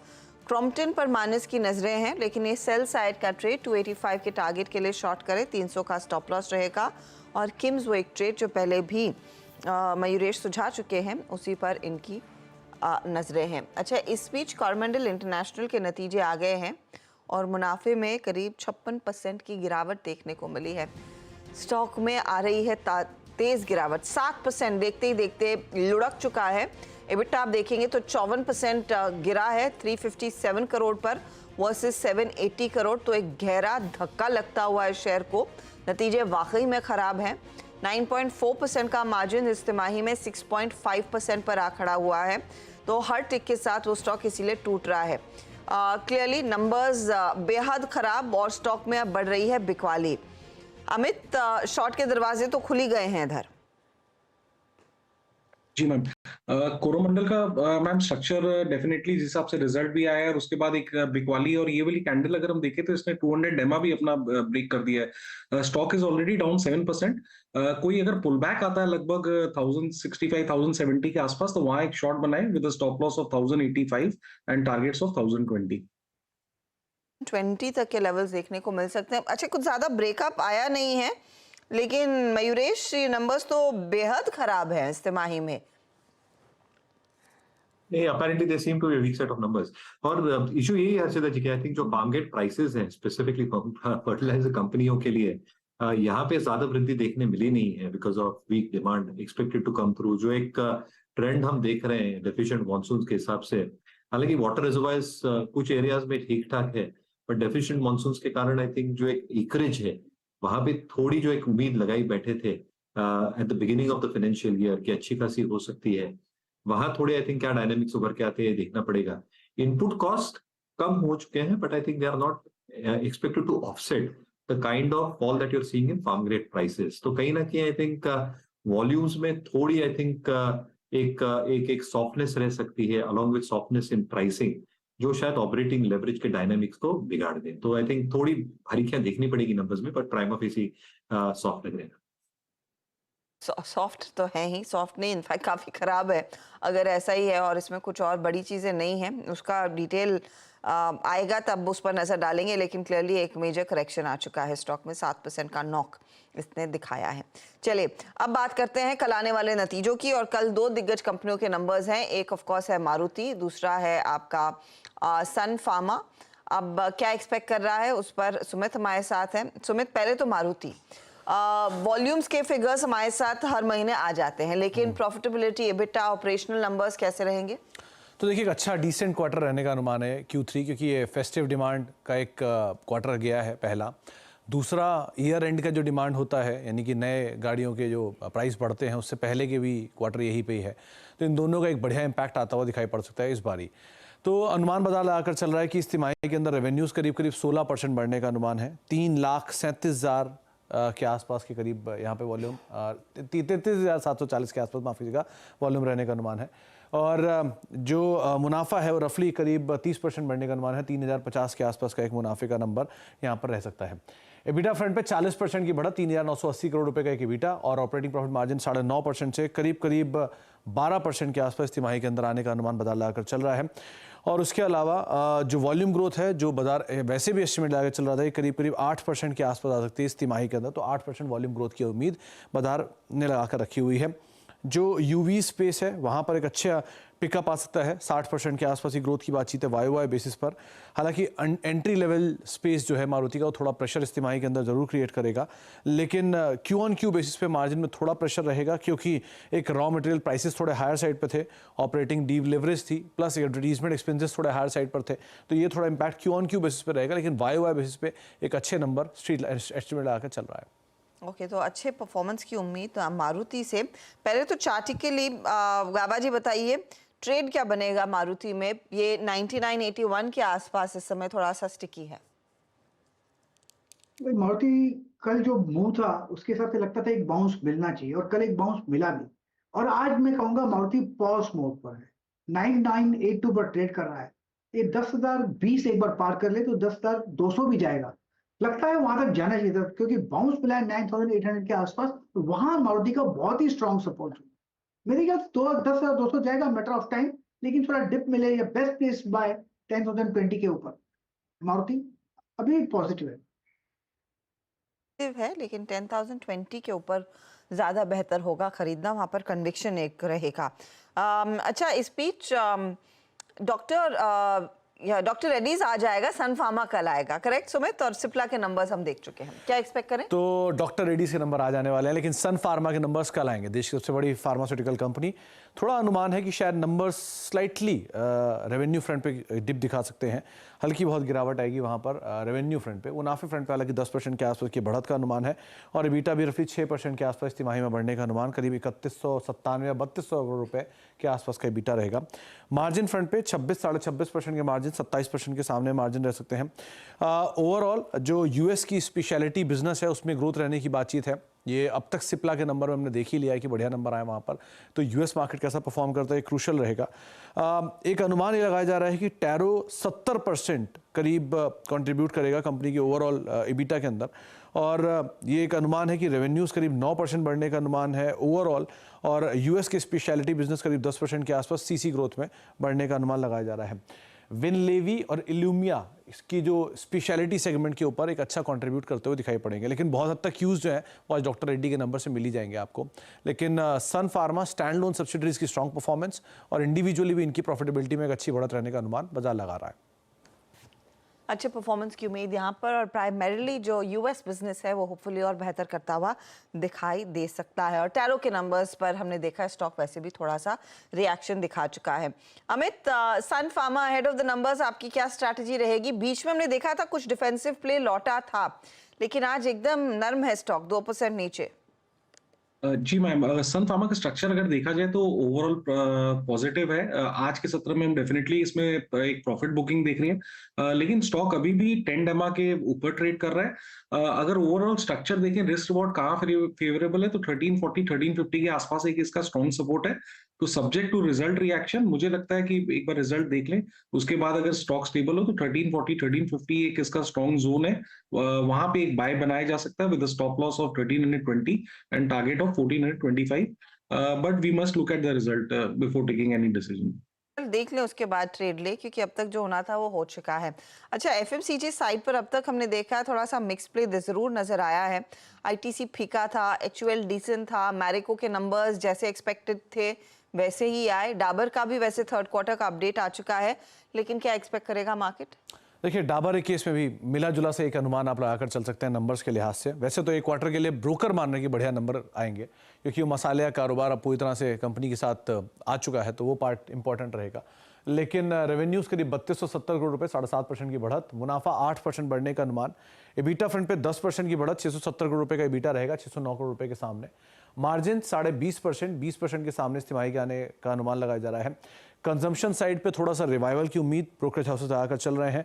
Mid to high single digit growth का अनुमान बाजार ने लगा रखा है, तो वो पार्ट एक क्रूशल है। वॉल्यूम लेड ग्रोथ रहेगी इस तिमाही के अंदर, और सबसे इंपॉर्टेंट चीज़ की जो वॉल्यूम की ग्रोथ है वो 4 से लेके 5%, पिछली तिमाही में ये 3% थी, पिछले साल इस तिमाही में ये करीब -3% थी।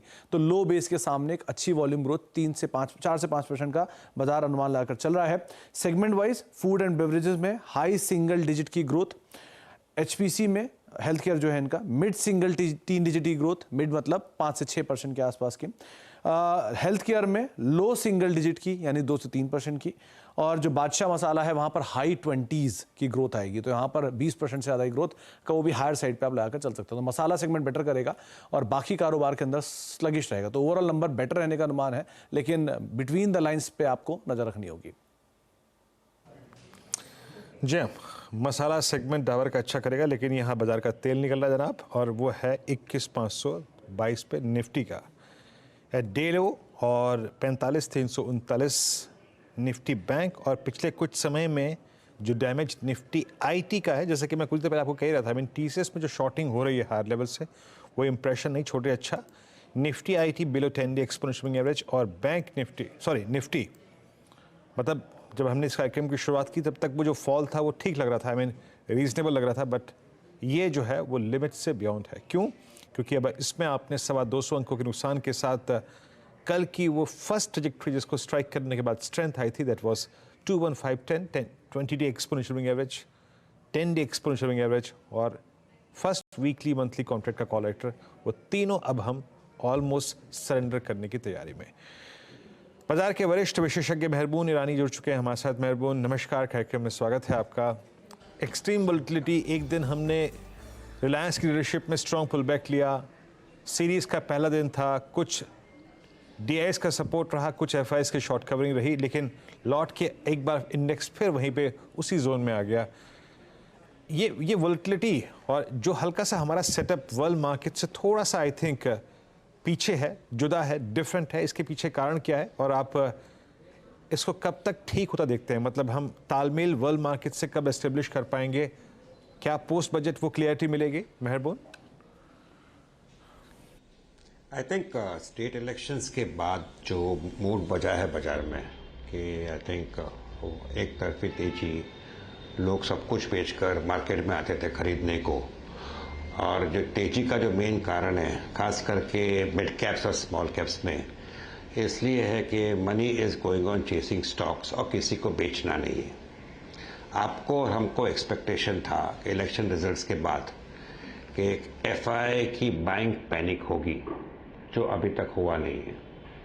उसके बाद एचडीएफसी बैंक का जो प्रॉब्लम हुआ, जो मेरे ध्यान से रिजल्ट इतने खराब नहीं है, लेकिन स्टॉक की स्ट्रक्चर फंडामेंटली थोड़ी सी एक तो क्वार्टर के लिए और ख़राब हो सकती है। सो आई थिंक बजट के पहले जो एक्सपेक्टेशंस बिल्ड किए खास करके सोशल मीडिया ने, आई थिंक मैं कहूँगा कि वोट ऑन अकाउंट में ज़्यादा कुछ एक्सपेक्टेशन करते हो, डिफेंस में ये आएगा, रेलवेज में कुछ आ सकता है, अल्टीमेटली सोशल स्कीम्स थोड़े से आएंगे, शायद सैलरीड क्लास को कंसेशन मिलेगा, इसको छोड़कर मुझे नहीं लगता कुछ ज़्यादा आएगा। So lot of expectations have got built in कि वाटर ट्रीटमेंट में कुछ आएगा, बिकॉज जल is something which the government is going to concentrate on, green energy में आएगा।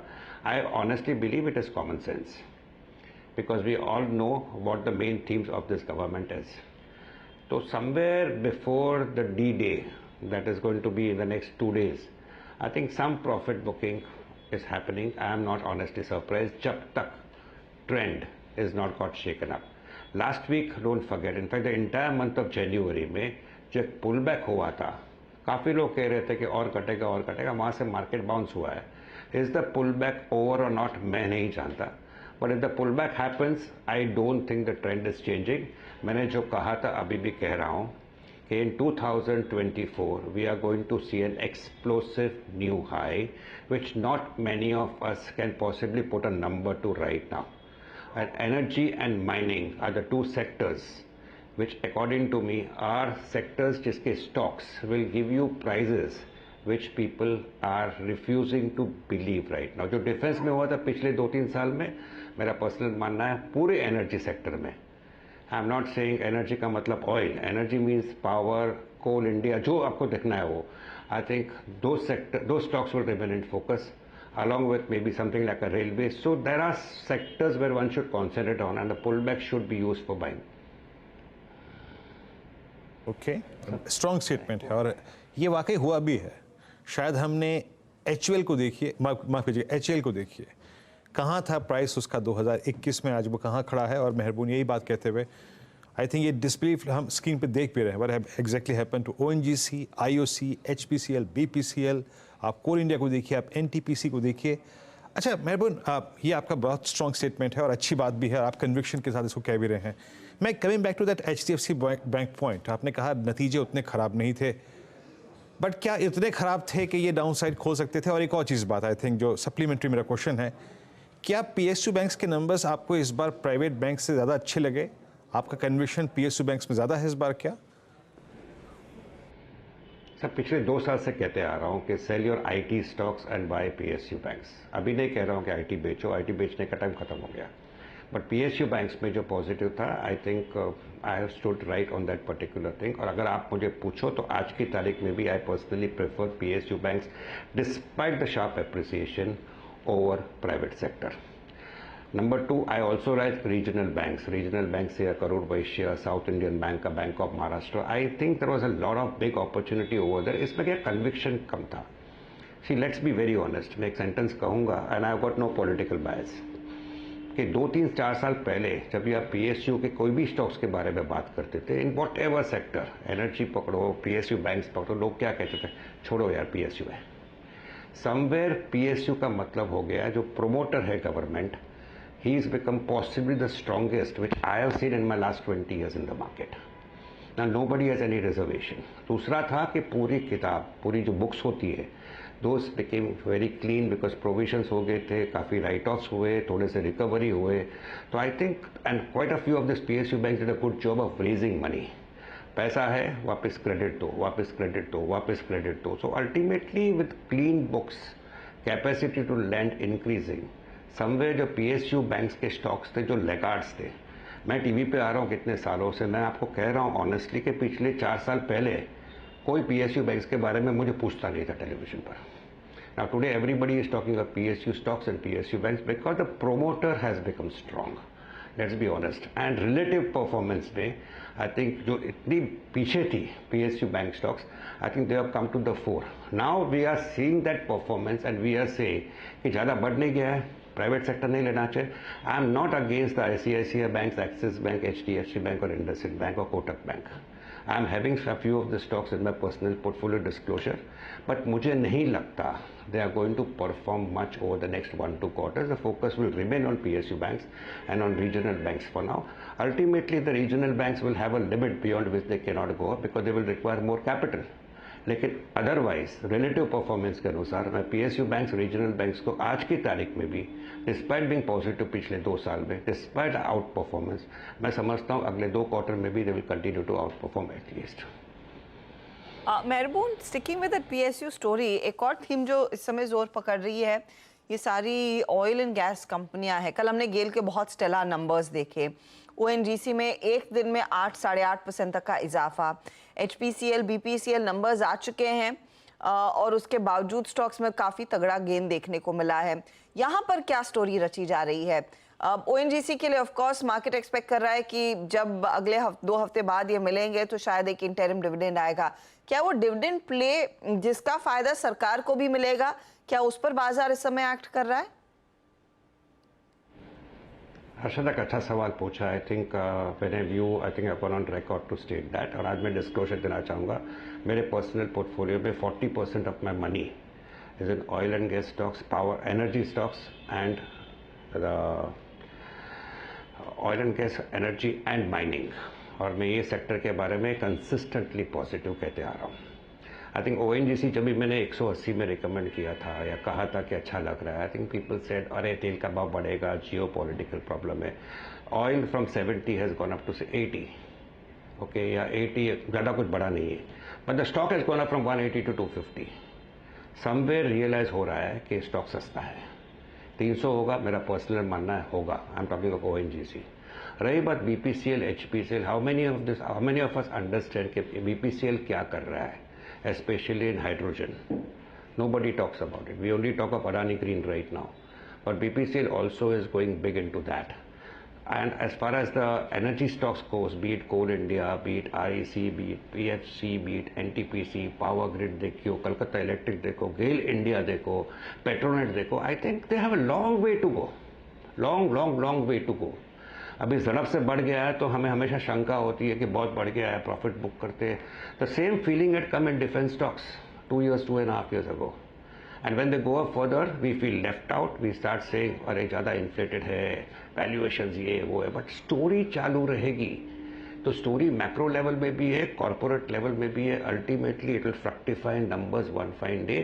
And market somewhere is discounting it in advance. मैं ना नहीं बोल रहा हूँ.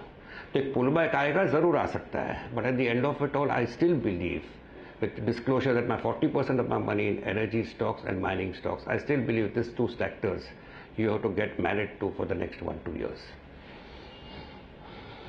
और स्पेस डायरेक्टली रिलेटेड तो नहीं है, लेकिन हाँ, अब ऑयल एंड गैस की बात करते हैं, ओएमसीज की बात करते हैं, तो ऑटो कंपनियों का भी को जहन में रखते हैं. आज टाटा मोटर्स का हाल देखिए, 4.5% के गेंस. अब इसके नंबर्स पोस्ट बजट आने वाले हैं, लेकिन कुछ ही देर पहले हम वो अपडेट पढ़ रहे थे कि शायद सरकार ये ईवी प्लेयर्स को कुछ और सब्सिडी के तौर पर देती हुई दिखाई देगी. वहां पर एक बड़ा पैकेज आ सकता है और ये 2 व्हीलर्स 4 व्हीलर्स के साथ साथ बसेस के लिए भी एप्लीकेबल होगा. और वहां पर सरकार क्लियरली वो ग्रीन वे में गई है. आपके प्रेफर्ड पिक्स क्या रहेंगे इस पूरे ईवी प्ले में? अब तक हमने देखा है 2 व्हीलर्स में टीवीएस को क्या वैल्यूएशन मिला और क्या रिटर्न्स बने. टाटा मोटर्स ने अच्छी खासी लीडरशिप बना रखी है. क्या इन्हीं के साथ जाएंगे या फिर कुछ और एक्सप्लोर करने के मौके हैं? आई थिंक कंसिस्टेंटली मैं टाटा मोटर्स पे पॉजिटिव रहा हूँ काफ़ी, आई थिंक पिछले 3-4 साल से.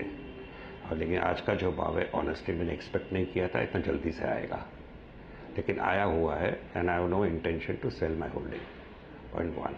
लेकिन ये जो थीम है, I think this theme will take its own time to play out. तो कहीं पर मार्केट स्टार्ट्स गेटिंग एक्साइटेड और हाई डिस्काउंटिंग दे देता है, पुल बैक होते हैं सारे स्टॉक्स में. बट अगर आप मुझे पूछो तो I like company which ultimately belongs indirectly directly to Tata group, is auto corporation of Goa. I think ये स्टॉक अगर आप अगले 1-2 साल तक होल्ड करो, I don't know immediately stock का प्राइस रिएक्ट कैसे होगा, बट आई थिंक एट 1400-1450 ये स्टॉक मुझे काफ़ी सस्ता लग रहा है. Lot of things are happening and ultimately they will get related to what Tata Motors is doing or what is happening in the entire EV space, buses space. So Auto Corporation of Goa is one stock from the price angle compared to others in the sector. मैं उसको पसंद करता हूँ आज की तारीख में. Disclosure personally holding it. Okay Mehboon, possibly आखिरी प्रश्न पूछूंगा आपसे यहाँ पे. ये GMR airports, IndiGo, Indian hotel space में कोई और स्क्रिप्ट मिड कैप में, इनमें से कोई आपके कन्विक्शन आइडिया में है इस वक्त? आई थिंक होटल्स के बारे में very positive. I think they have gone up. People think कि चलो प्रॉफिट बुक करते हैं, लेकिन काफ़ी सारे स्टॉक्स आज भी वैल्यूएशन के अनुसार काफ़ी सस्ते हैं. If you look at the properties and give price to a particular room, कितने रूम्स है, वैल्यू एट डेट निकाल दो, क्वाइट अ फ्यू स्टॉक्स अच्छी. उसमें एक सिंक्लेयर होटल्स है जिसको मैं कंसिस्टेंटली पसंद करते आ रहा हूँ. अभी एक्स बोनस है, that is a good stock. Taj GVK is superb. Now Royal Orchid is quite good. So there are quite a few names in the hotel space which I think they have a long way to go. Don't let's not forget people are spending money. Occupancies are very good. काफ़ी सारे चीज़ हुए हैं India में, काफ़ी सारे events हुए हैं India में, including the world cup. I think earnings are good and earnings will remain good. The point is कि when we see a stock going up, we are sometimes in a hurry कि एक बार profit book कर दो, बाद में पछतावा होता है. तो if you ask me, I think yes, all the stocks have gone up. थोड़ा सा पुल बैक हो सकता है, but I think the story is going to remain positive as far as the hotel space goes. As far as airline goes, I have never been comfortable recommending और buying into any airline stocks because I don't see them making money or profits because their overheads are very high. But between the two, मैं hotel space को पसंद करूँगा as far as the entire hospitality segment goes. मेहबून, एक space जिस पर पहले आपसे चर्चा हो चुकी है, EMS, इस थीम पे कुछ ट्रेड इस समय बन रहा है क्या? आपके Dixon number and the likes, of course वो नई लिस्टिंग्स के भी मौके हैं सिरमा में.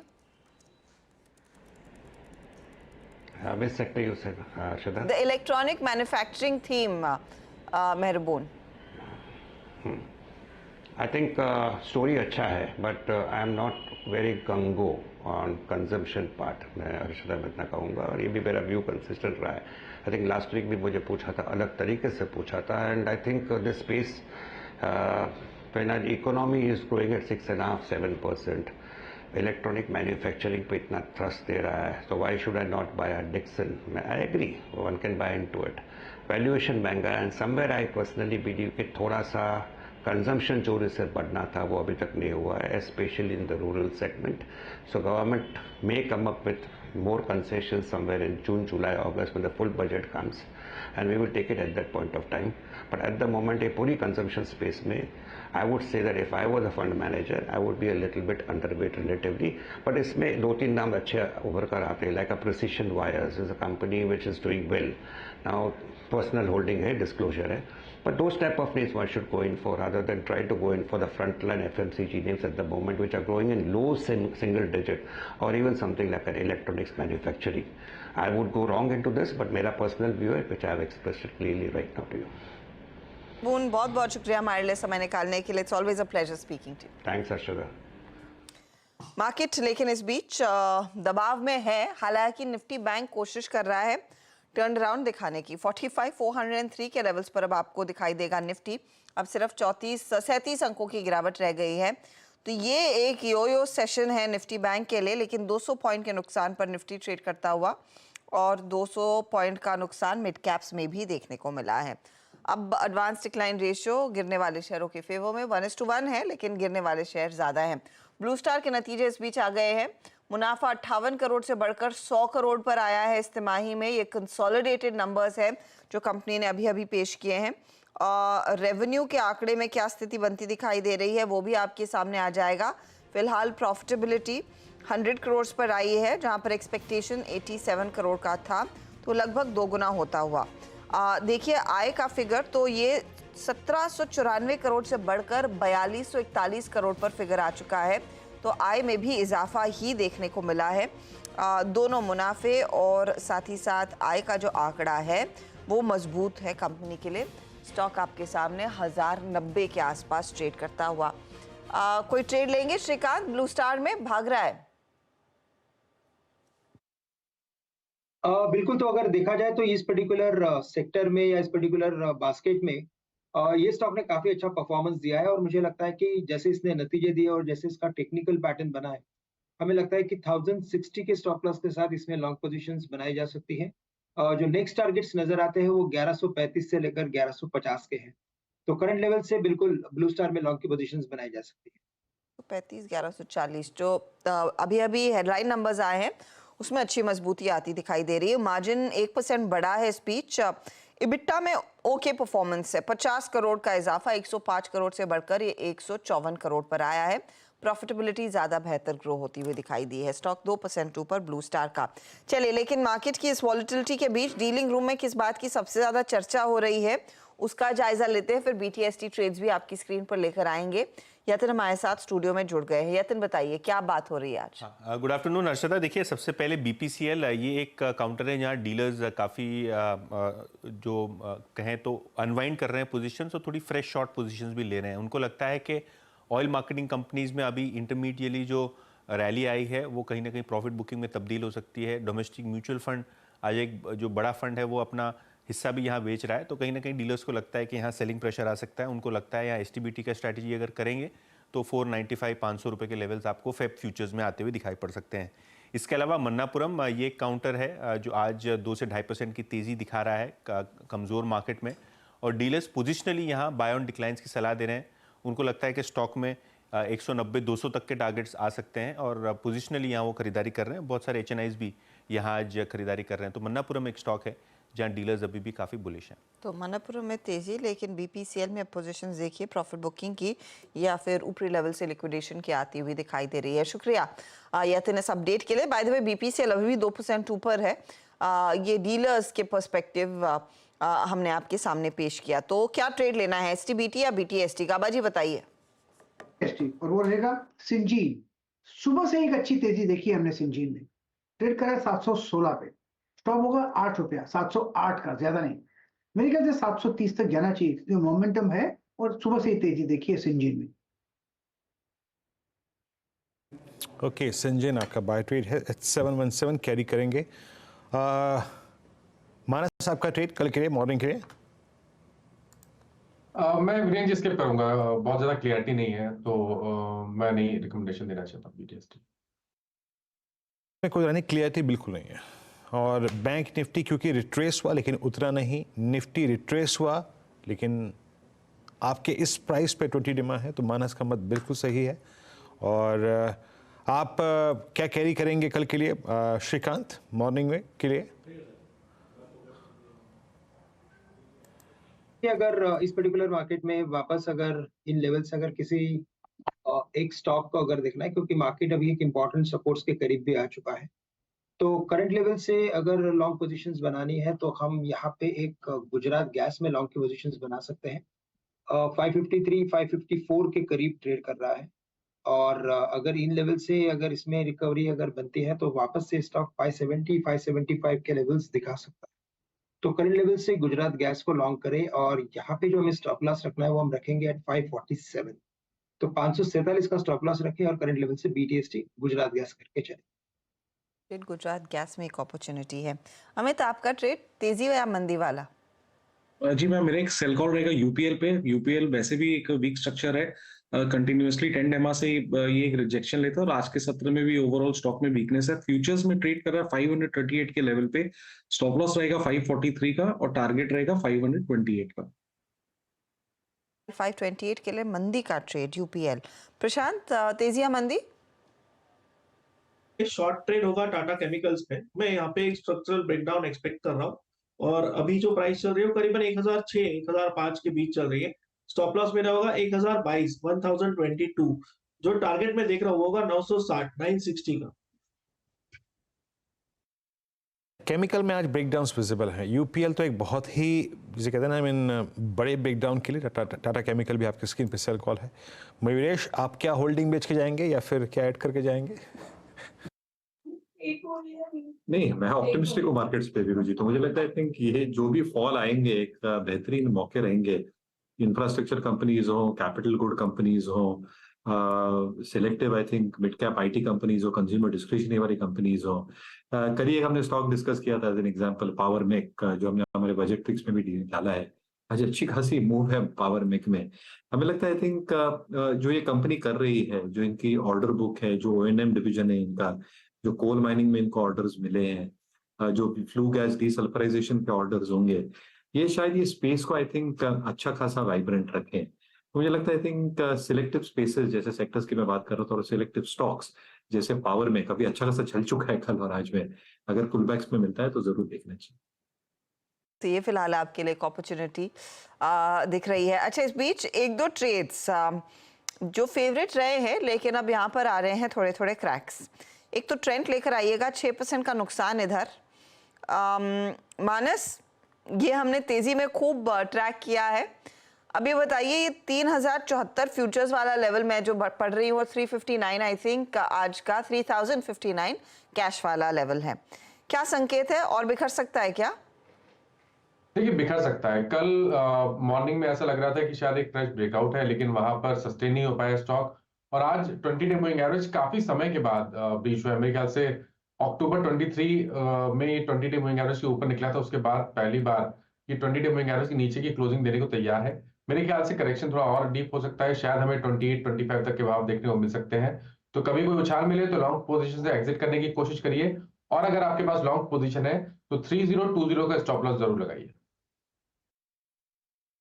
ओके, ट्रेंड जैसा स्ट्रॉन्ग स्ट्रक्चर और ये बैकफुट पे आता हुआ, और ये एक इस बात का एक अच्छा संकेत है कि आज एफआईएस की सेलिंग बहुत स्ट्रॉन्ग रही होगी। मेरे ख्याल से ट्रेंड की आज की सेलिंग, अगर मैं आपको एक कैंडल टू कैंडल कंपैरिजन दूं तो मैं तो बहुत स्पष्ट तरीके से नहीं देख पा रहा हूं, बट जो लास्ट इतनी हैवीएस्ट कैंडल अगर बनी थी वो कहीं ना कहीं दिसंबर 2021 की थी, और आज पहली बार इस स्टॉक ने, मतलब आप 27 अक्टूबर के बाद पहली बार 20 डे एक्सपोनेंशियल मूव्स तोड़ा है। तो आज आप एक इसका बिहेवियर कैसा रहा उसका अंदाजा लगा सकते हैं।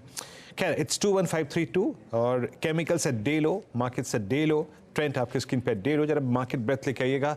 It's 54 long. अगर आप देखें कल के वनस्पत में इट्स ऑलमोस्ट जिसे कहते हैं ना, आधा है ये 54। कल मेरे ख्याल से 110 लॉन्ग्स थे और 15 में शॉर्ट कवरिंग। शॉर्ट आज शॉर्ट काफ़ी बड़ी है, करीब 91 शॉर्ट कॉन्ट्रैक्ट्स, और लॉन्ग अनवाइंडिंग करीब 24 में। लॉन्ग को देखते हैं कहाँ पर थे, अगर ये चुनिंदा लॉन्ग्स थे तो कहाँ पर थे।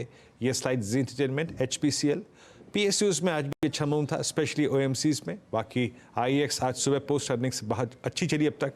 LIC हाउसिंग फाइनेंस इस दौर का इसका नया हाई, ऑलमोस्ट आई थिंक 5-7 वर्षों का नया हाई क्रिएट किया।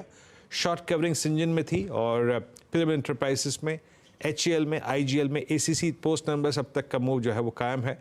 और जो शॉर्ट बिल्डअप था कोरोमंडल में, एक क्रैक हुआ ये स्टॉक ट्रेंड अभी जिसकी मैंने जिक्र किया। Bajaj finance post earnings, Chambal fertilisers, Titan, ये सभी काउंटर्स आज शॉर्ट विटनेस करके गए और the very I think on the second day of series. बाकी कोल इंडिया में लॉन्ग अनवाइंडिंग प्रॉफिट्स कैश में कन्वर्ट हुए। संवर्धन मदरसन सुमी, वोडाफोन आइडिया और सन फार्मा में, और साथ ही साथ इप्का लैब्स, ये कुछ काउंटर जहाँ पे लॉन्ग अनवाइंडिंग हुई। एक स्टॉक और रखना चाहूँगा आपकी स्क्रीन पे, जैसे कि मैं कुछ देर पहले कह रहा था कि पोस्ट अर्निंग्स अगर आप PNB को देखें तो ये वो स्टॉक है जो अब ऑलमोस्ट अपना अप्रैल 2019 का हाई भी काट चुका है। यानी आपको वो फरवरी 2018 की याद तो आ ही जाती होगी जब आपको PNB याद आता होगा। वो क्रैक हुआ था उस दिन 152 रुपये पे। अब वहाँ से हार्डली करीब 42 रुपये का डिफरेंशियल है। आज PNB जहाँ पे क्लोज हो रहा है वो है फरवरी 2018 के बाद का अब तक का सबसे सर्वोच्च स्तर। वो बजट वीक था, बजट का महीना था जब वो खबर आई थी, और PNB उसके बाद एक substantial recovery. Harshada, earning season के बाद किसी भी PSU बैंक का सबसे strong reaction it's PNB। Over to you. जी हाँ वीरू, नियरली मोमेंटम यहाँ पर है। इनफैक्ट PSU बैंकों में आज थोड़ा सा दम था। SBI भी आप नज़र रखिएगा उस पर, लेकिन जाते जाते ये भी कूल ऑफ हुआ है। लेकिन आइदर वेज अगर आप देखें निजी वर्सेस सरकारी बैंक, सरकारी बैंकों का पलड़ा आज थोड़ा सा भारी था। चले वॉल पर चलते हैं और आज की क्लोजिंग आपके सामने रखते हैं। वॉलेटिलिटी का नाम है बाजार। आज 208 अंकों का नुकसान निफ्टी, और निफ्टी बैंक भी 100 पॉइंट नीचे। निफ्टी फाइनेंशियल सर्विसेज की एक्सपायरी का दिन और ये आज वॉलेटिलिटी भरा सेशन रहा है। गिरने वाले शेयरों की संख्या कहीं ज्यादा हो गई बाजार बंद होते होते बढ़ने वाले के मुकाबले।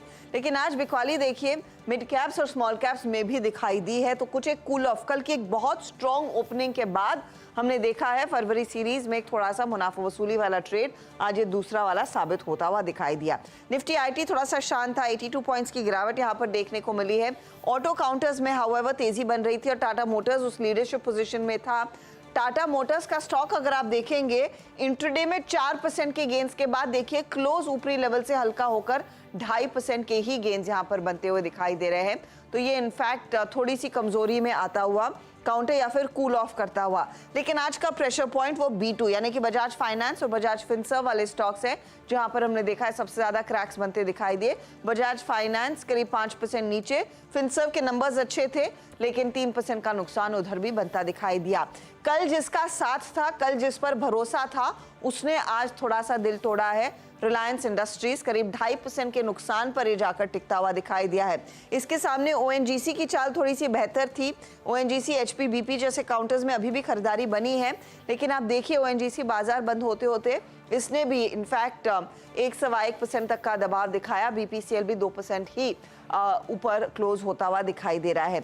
कुछ और काउंटर्स, टाइटन गौर करिएगा, वहां पर क्रैक्स बनते दिखाई दिए। ट्रेंट जैसे स्टॉक्स में हमने देखा है बिकवाली की पोजीशंस बढ़ी हैं आज। कोरोमंडल इंटरनेशनल जिसका जिक्र वीरू भी कर रहे थे, खराब नतीजों पर गोता खाया स्टॉक ने 9% का इंट्राडे करेक्शन, 7.5% के नुकसान पर ये जाकर टिक रहा है। L&T के नतीजों का इंतजार है।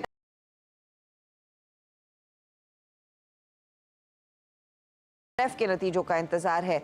सभी स्टॉक्स में ऊपरी लेवल से कूल ऑफ देखने को मिला है आज, तो प्री एम्प्टिव मूव तेजी का इधर नहीं बनाया।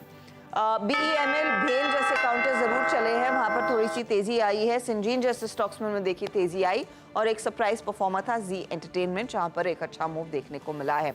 आपके लिए लेकर आएंगे हीट मैप। फिलहाल बाजार आज क्लोजिंग पर 21,528 पर जाकर टिक रहा है, तो ऑफ कोर्स डे हाई से काफ़ी हल्का हुआ है। ये लगभग 200 पॉइंट से ज़्यादा का करेक्शन है। आप देखिएगा फाइनेंस, बजाज फाइनेंस, फिनसर्व में दबाव, टाइटन में दबाव, रिलायंस इंडस्ट्रीज में दबाव, NTPC में दबाव, ITC भी एक ऑफ कोर्स कमज़ोर कड़ी थी। नंबर्स कुछ खास ग्रेट नहीं थे, तो स्टॉक को यहाँ पर थोड़ा सा पनिश किया है। ICICI बैंक जैसे स्टॉक्स में कूल ऑफ, HDFC बैंक में कूल ऑफ, एक्सिस, इंडसिन ये दूसरे लूजर्स थे आज के ट्रेड के। टाटा मोटर्स डे हाई से ऑफ कोर्स थोड़ा सा नर्म हुआ।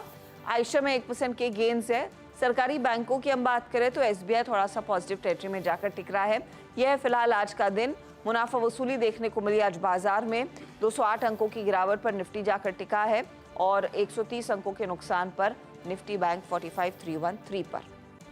सीधा सौदा में आशीष और नीरज के बीच जो मुकाबला रहा, वहां पर किस तरह के रिटर्न्स बने हैं। ऑर्किड फार्मा, शक्ति पंप्स, वीनस पाइप्स तेजी वाले ट्रेड, मंदी में वोडाफोन आइडिया नीरज ने आइडेंटिफाई किए थे। आशीष ने 2 मंदी NTPC और महिंद्रा लॉजिस्टिक्स रखे थे। वहीं तेजी में मुथूट माइक्रो और रेस्टोरेंट ब्रांड एशिया दोनों ही नंबर्स पर अच्छा चले हैं आज के दिन ये स्टॉक्स। जी तो कल उठाया, आज पटक दिया और रिजल्ट मतलब बजट से पहले बाजार ने एक बार फिर से झटक दिया। तो कुल मिला के ये वॉलेटिलिटी जो है वो कंटिन्यू करेगी। बड़ा दिन आने वाला है और 1 फरवरी नज़दीक खड़ी है। कल 31 बस आई थिंक कल बैंक निफ्टी की एक्सपायरी भी है तो उसका रहेगा इंतज़ार। तो कल सुबह फिर एक बार हमारी पूरे पैनल की हर्षता, मेरी, अनुज, आशीष और नीरज जी की मुलाकात आपसे सुबह सुबह मॉर्निंग कॉल में होगी। उसके बाद मुनाफे की तैयारी में, तब तक के लिए नमस्कार।